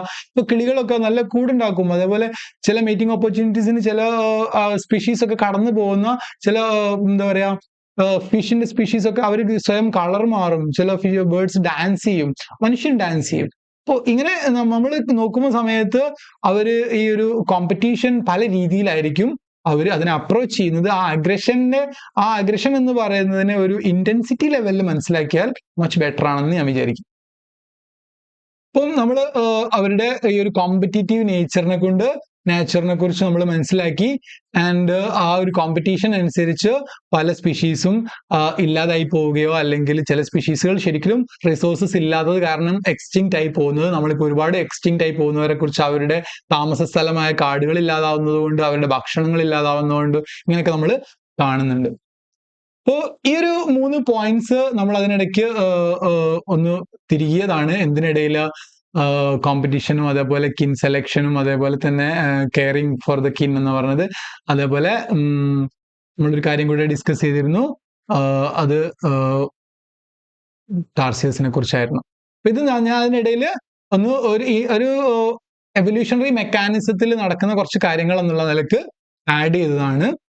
ഈ ഒരു ഏകദേശം നമ്മൾക്ക് ക്ലോസ് ചെയ്യാം. ജീനസ് ഹോമോ എന്ന് പറയുന്ന ഒരു മനുഷ്യന്റെ ജനസിലേക്ക് വന്നതിന് ശേഷം നമുക്ക് എന്ത് കണ്ടു എന്ന് വേണമെങ്കിൽ മനസ്സിലാക്കാം. നമ്മളുടെ ഈ ഒരു എയ്പ് ഫോമിൽ നിന്ന് ബോഡി ഹെയർ ഒക്കെ നഷ്ടപ്പെട്ട് ഹോമോ ഹാബിലിസ് എന്ന് പറയുന്ന വാക്കിന്റെ അർത്ഥം ഹാൻഡി മാൻ, സ്കിൽഫുൾ മാൻ എന്നൊക്കെയാണ്. അപ്പൊ കുറച്ചുകൂടെ സ്കിൽസ് ഒക്കെ ആ ഒരു പെർട്ടിക്കുലർ എൻവയൺമെന്റിൽ എങ്ങനെ സർവൈവ് ചെയ്യാമെന്നുള്ള കൂടുതൽ സ്കിൽസ് അത് ചിലപ്പോ ടെക്നിക്കൽ സ്കിൽസ് ആയിരിക്കും, ചിലപ്പോൾ വേറെ എന്തെങ്കിലും സ്കിൽസ് ആയിരിക്കും, അതേപോലെ തന്നെ സോഷ്യൽ സ്കിൽസ് ഉണ്ടാവാം. അപ്പൊ ഇങ്ങനെയുള്ള അതേപോലെ നേച്ചറിനെ കുറിച്ചുള്ള എക്സ്ട്രീം എന്താ പറയാ അറിവായിരിക്കും. അതായത് അവർക്ക് ഏതെങ്കിലും രീതിയിൽ അവർക്ക് ഈ ഒരു അവരുടെ സെൻസസ് ഉപയോഗിച്ചിട്ട് അവർക്ക് ബെറ്റർ സർവൈവൽ ഉണ്ടായിരിക്കാം.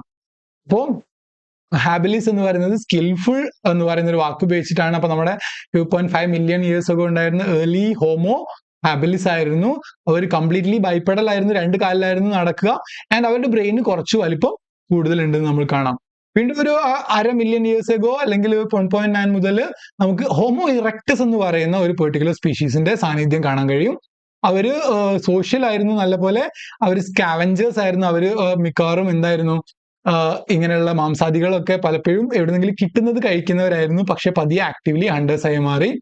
ആൻഡ് അവർക്ക് ഹണ്ടറായി മാറി കഴിഞ്ഞപ്പോൾ അവർക്ക് പരസ്പരം 1, 2, 3 പേരൊക്കെ ചേർന്നിട്ടായിരിക്കാം ചിലപ്പോൾ വലിയ മൃഗങ്ങളെയൊക്കെ ഹണ്ട് ചെയ്യുന്നത്. അപ്പൊ പരസ്പരം എന്തെങ്കിലും കമ്മ്യൂണിക്കേറ്റ് ചെയ്യേണ്ട ഒരു നീഡ് അവർക്ക് ഒരു പതിയ രീതിയിൽ അന്ന് കൂവിയിട്ടോ ഒച്ച ഉണ്ടാക്കിയിട്ടോ അല്ല ചിഹ്നം വിളിച്ചിട്ടോ എവിടെയെങ്കിലും തട്ടിയിട്ടോ ഇങ്ങനെയൊക്കെ ആവാം എന്ന് ചുമ്മാ പറയാണ് ഞാൻ. അപ്പൊ ഇതിന്റെയൊക്കെ ഇവല്യൂഷന്റെ ഒരു ഇന്നർ ഡെപ്തുകളിലേക്ക് ഇറങ്ങാനേ അല്ല നമ്മൾ ഈ എപ്പിസോഡ് ചെയ്യുന്നത്.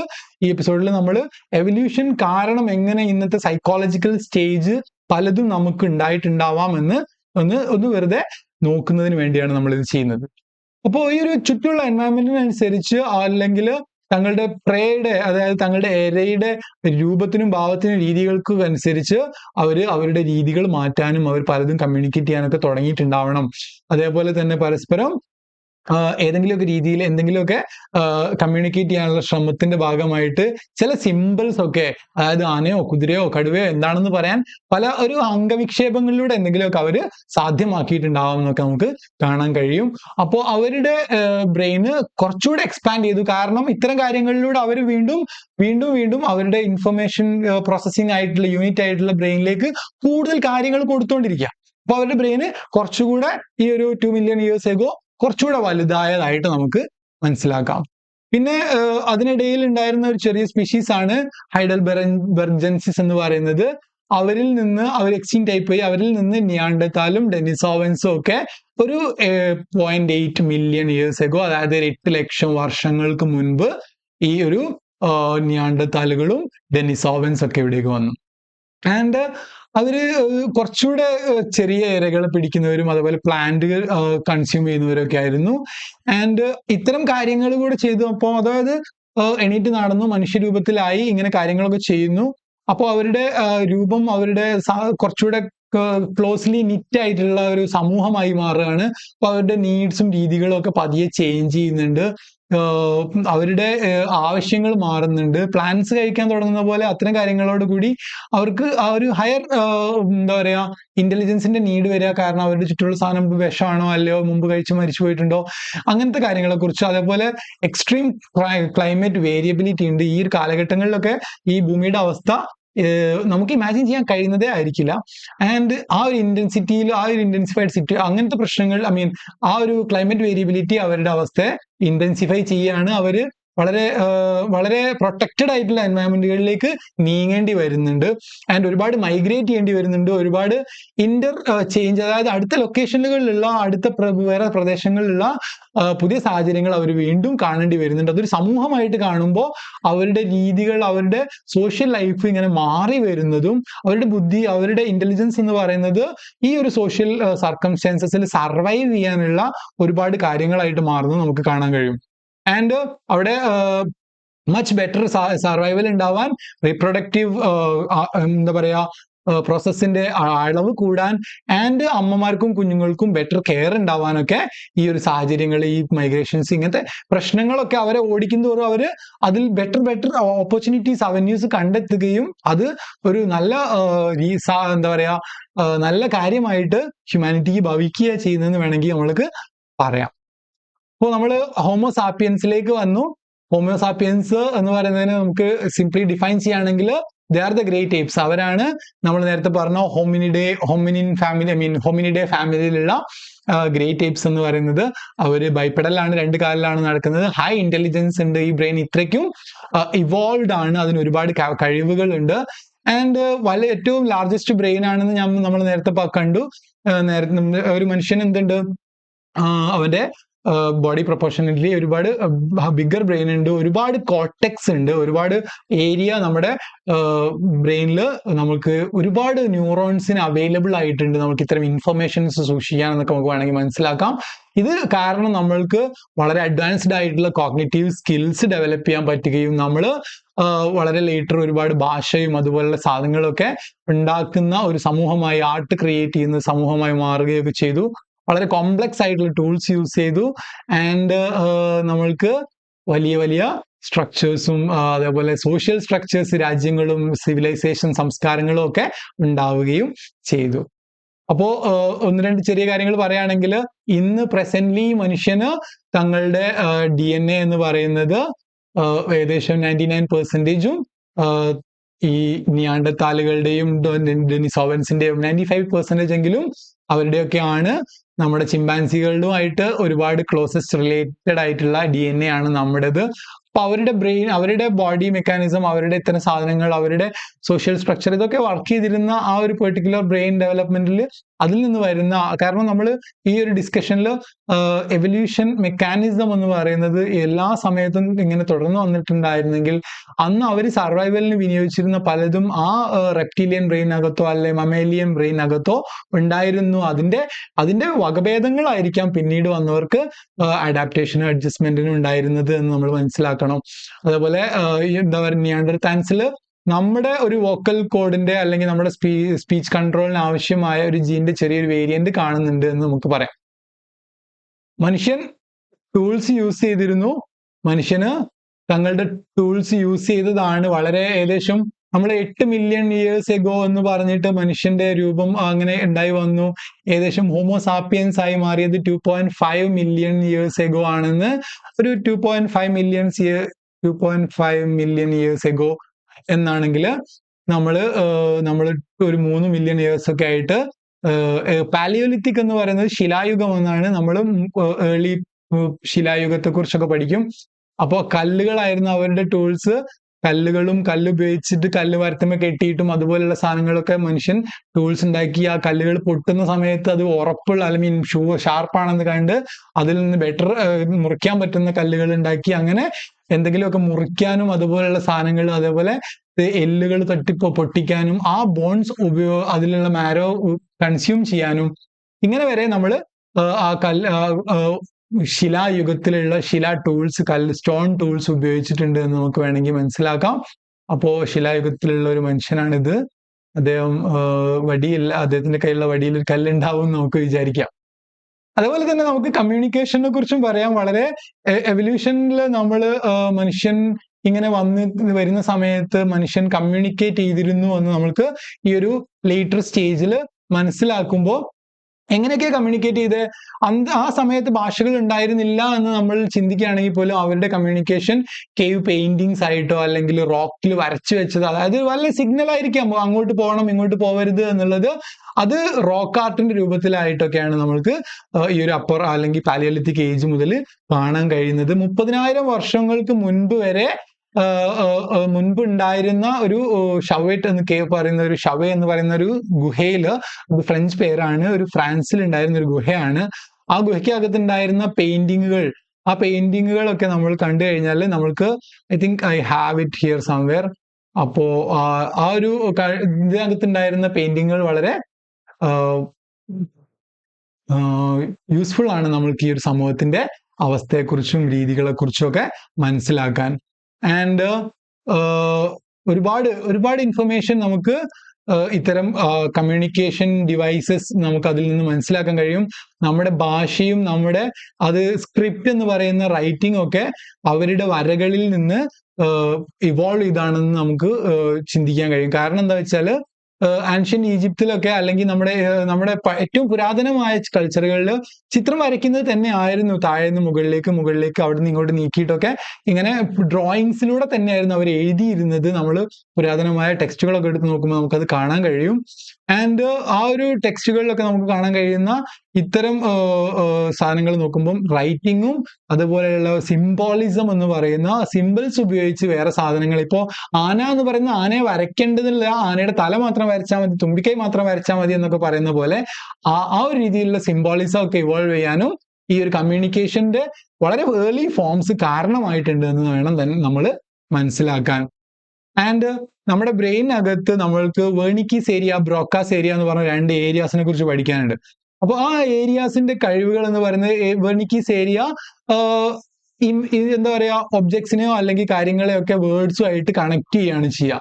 ആൻഡ് ബ്രോക്കാസ് ഏരിയ എന്ന് പറയുന്നത് സ്പീച്ച്. നമ്മൾക്ക് വെർണിക്കീസ് ഏരിയക്കും ബ്രോക്കാസ് ഏരിയക്കും പെർട്ടിക്കുലർലി സെപ്പറേറ്റ് ആയിട്ട് പരിക്ക് പറ്റിയ പേഷ്യൻസിനെ കുറിച്ചൊക്കെ സൈക്കോളജിയിൽ ഡിസ്കസ് ചെയ്യാനുണ്ട്.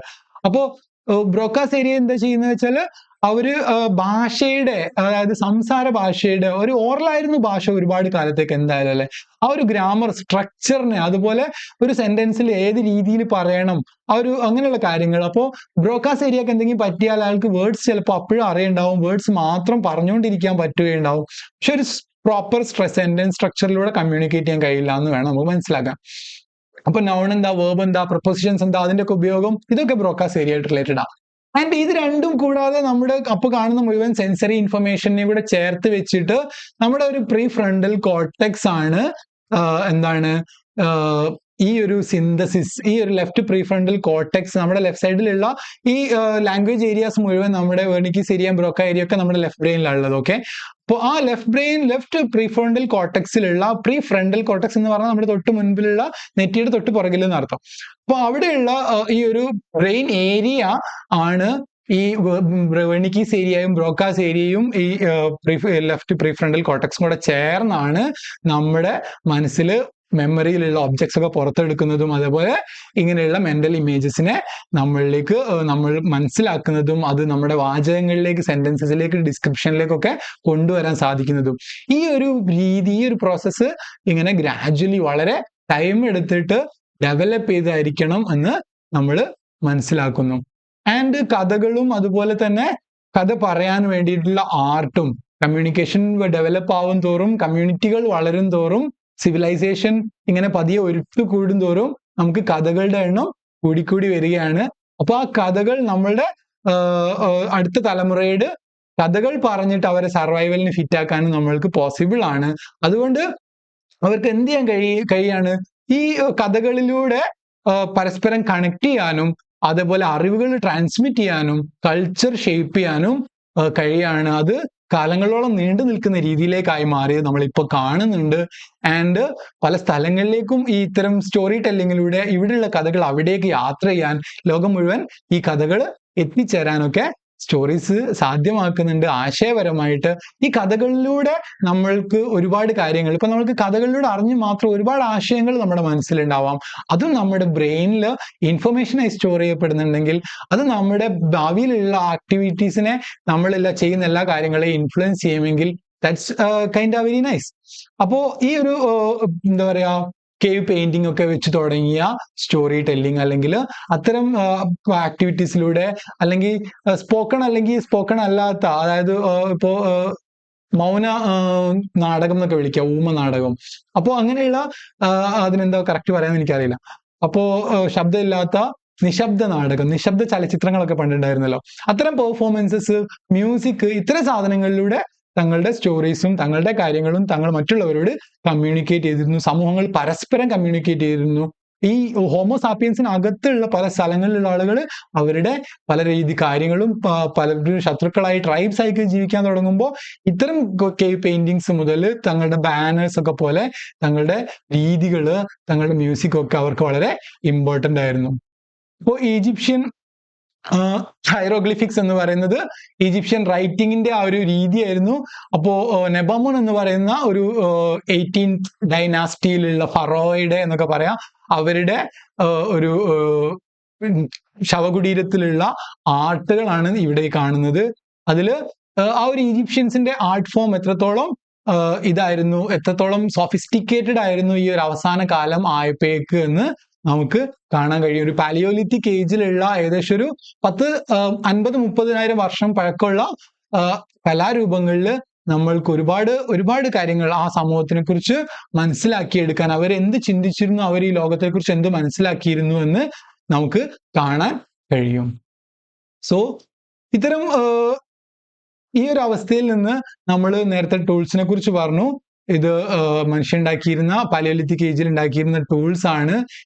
ആൻഡ് അതിന്റെ പല രൂപങ്ങളാണ് നമ്മൾ ഇന്ന് കാണുന്ന കത്തിയും വാളും ഒക്കെ ആയിട്ട് മാറിയത്, അല്ല അതിൻ്റെ ബെറ്റർ രൂപങ്ങളായിട്ട് മാറിയത് എന്ന് നമുക്ക് മനസ്സിലാക്കാം. ആൻഡ് ഒരുപാട് സമയമായതുകൊണ്ട് നമ്മൾ ക്ലോസ് ചെയ്യാം.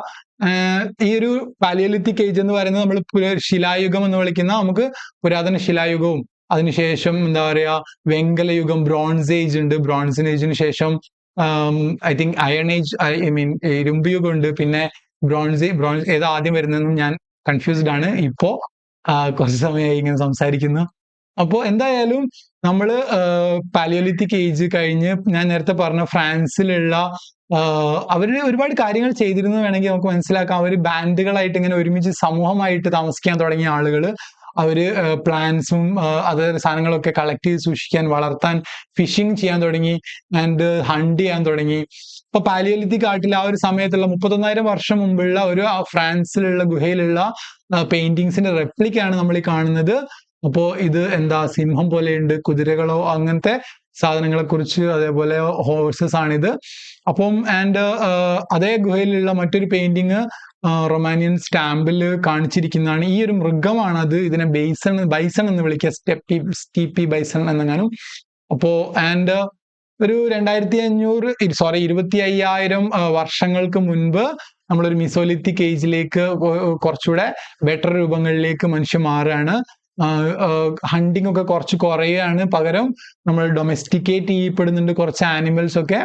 ആൻഡ് കുറച്ചുകൂടെ ഒരു കമ്മ്യൂണിറ്റി ആയിട്ട് ജീവിക്കുന്നതിന്റെ കൂടെ കുറച്ചുകൂടെ വളരെ സോഫിസ്റ്റിക്കേറ്റഡ് ആയിട്ടുള്ള എന്ന് പറയാൻ പറ്റുന്ന ടൂൾസിന്റെ ഉപയോഗം, ഇപ്പോൾ വലിയ അമ്പും വില്ലും പോലെ അങ്ങനെയുള്ള രീതിയിലേക്ക് മനുഷ്യൻ മാറുകയും കുറച്ചുകൂടെ കളക്റ്റീവ് ആയിട്ടുള്ള ഈ ഇത്രയും ഇൻഫർമേഷൻസും സ്റ്റോറി ടെല്ലിങ്ങിന്റെയും അതേപോലെ കേവ് പെയിന്റിങ്ങിന്റെയും അതുപോലെയുള്ള ആർട്ട് ഫോംസിന്റെയും പരസ്പരം എക്സ്ട്രീം ഇംഗ്ലിങ്ങിന്റെയും അതുപോലെ അവർ നേരിട്ട സർവൈവൽ ത്രെറ്റുകളുടെയും ഭാഗമായിട്ട് അവരുടെ ജീവിതം മോർ കോംപ്ലക്സ് ആയി മാറുകയാണ്, പക്ഷെ ബെറ്റർ ആയിട്ടും മാറുകയാണ്.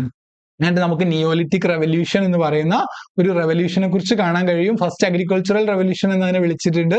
നമ്മൾ ഫാമിംഗ് എന്ന് പറയുന്ന ഒരു കളക്റ്റീവ് സോഷ്യൽ ഫാമിംഗ് എന്ന് പറയുന്ന ഒരു രീതിയിലേക്ക് മനുഷ്യൻ എത്തിപ്പെടുകയും ആനിമൽസിനെ ഡൊമസ്റ്റിക്കേറ്റ് ചെയ്ത് അവരെ പരിപാലിച്ച് അവരിൽ നിന്ന് ജീവിക്കാനും അതേപോലെ കുറച്ചുകൂടെ ഒരു സെറ്റിൽമെന്റിലേക്ക് തങ്ങൾ ഇങ്ങനെ മൂവ് ചെയ്യുന്നത് വളരെ കുറയ്ക്കാനും തങ്ങൾ ഒരു സ്ഥലത്ത് സ്റ്റേബിൾ ആയിട്ട് കഴിയുന്നതിലേക്കും ഒരു ഫാമിലി ആയിട്ടൊക്കെ ഒരു ഒരു ഒരു പെർട്ടിക്കുലർ രീതിയിലേക്ക് നമ്മൾ ഇത്രയും നേരം പറഞ്ഞുകൊണ്ടിരുന്ന എല്ലാ വിഷയങ്ങളും അത് അവസാനം കൾമിനേറ്റ് ചെയ്യുന്നത് ഈ ഒരു പോയിന്റിലാണെന്ന് നമുക്ക് കാണാൻ കഴിയും.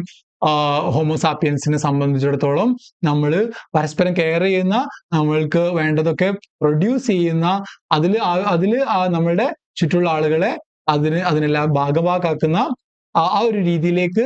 പക്ഷെ ഇപ്പോഴും നമ്മൾക്ക് പേടിയുണ്ട്, പലരും വരുമോ എന്ന്, ഹണ്ടേഴ്സ് ഉണ്ടോ എന്ന്, നമ്മളെ പിടിക്കാൻ നമ്മളൊരു പ്രേ ആയിട്ട് മാറുമോ എന്ന്. അതേപോലെ ഇതുപോലെ ഒരുപാട് എവല്യൂഷണറി ആയിട്ടുള്ള ഐഡിയാസ് നമ്മുടെ ഉള്ളിൽ തന്നെ ഇപ്പോഴും ഉണ്ടെന്ന് വേണമെങ്കിൽ നമുക്ക് മനസ്സിലാക്കാം. അപ്പോ നമ്മുടെ ആൻസിസ്റ്റേഴ്സ് ആയിരുന്ന ഒരു കൂട്ടം ആളുകള് അവര് എങ്ങനെയാണ് മരത്തിൽ നിന്ന് ഇറങ്ങി ഗുഹകളിലേക്കും പിന്നെ തുറന്ന സ്ഥലങ്ങളിലേക്കും ഒക്കെ വന്നത് എന്നുള്ളൊരു കഥയാണ് നമ്മൾ ഇത്രയും നേരം പറഞ്ഞുകൊണ്ടിരുന്നത്. ആൻഡ് ഈ ഒരു സ്റ്റോറി അവസാനിപ്പിക്കാം. നമുക്ക് ഐ തിങ്ക് ഈ താഴെയുള്ള ഭാഗം നമ്മൾ ബ്രെയിൻ ഡെവലപ്മെന്റിനെ കുറിച്ച് നമുക്ക് പിന്നീട് ഒരിക്കൽ സംസാരിക്കാമെന്ന് തോന്നുന്നു. ഒരുപാട് ലെങ്തി ആയി പോവും and I M tired. So ഈ ഒരു സ്റ്റോറി ഈ ഒരു എവല്യൂഷന്റെ സ്റ്റോറിയാണ്. എന്തിന്റെ സ്റ്റോറിയാണ്? വിസ്ഡം എന്നുള്ളതിന്റെ സ്റ്റോറിയാണ്. വിസ്ഡം എന്ന് പറയുന്നത് തങ്ങളെ പിടിക്കാൻ വരുന്ന രക്ഷപ്പെടലും, തങ്ങൾക്ക് ഭക്ഷണം കണ്ടെത്തലും, തങ്ങൾക്ക് ആവശ്യമുള്ള രീതിയിൽ കംഫർട്ടബിൾ ആയി ജീവിക്കലും, തങ്ങൾക്ക് എക്സ്പ്ലോർ ചെയ്യാനുള്ള രീതികളും സ്ഥലങ്ങളും അതിനുള്ള ഓപ്പർച്യൂണിറ്റീസും ഒക്കെ മനസ്സിലാക്കലും ആണെങ്കിൽ ആ ഒരു വിസ്ഡം ഏറ്റവും ചെറിയ ലൈഫ് ഫോംസ് മുതൽ ഇന്ന് വരെ എങ്ങനെയാണ് ഡെവലപ്പ് ചെയ്ത് വന്നത്, ഏതൊക്കെ രീതിയിലാണ് അത് പല രീതിയിൽ നമ്മളുടെ പല സ്പീഷീസുകൾക്കകത്ത് കയറിയിരുന്നത്, ഈ ഒരു കാര്യത്തെക്കുറിച്ച് ഒരു ബേസിക് ഐഡിയ തരാൻ എനിക്ക് പറ്റിയിട്ടുണ്ടാവുമെന്ന് ഞാൻ വിചാരിക്കുന്നു. ആൻഡ് നമ്മുടെ ഈ ഒരു പ്രസന്റേഷൻ ഇവിടെ അവസാനിപ്പിക്കുകയാണ്. And I think we will meet brain ഡെവലപ്മെന്റിന്റെയും അതുപോലുള്ള മറ്റ് ഫിസിയോളജിക്കൽ ആയിട്ടുള്ള സെൻസറി മെക്കാനിസങ്ങളുടെയും ഡെവലപ്മെന്റ് നമുക്ക് പിന്നൊരിക്കൽ ഡിസ്കസ് ചെയ്യാമെന്ന് പറഞ്ഞുകൊണ്ട് thank you for your time. I hope it was helpful. So please do like and subscribe and join me in this journey. And I think it's time we are ഒരുപാട് സമയമായി. So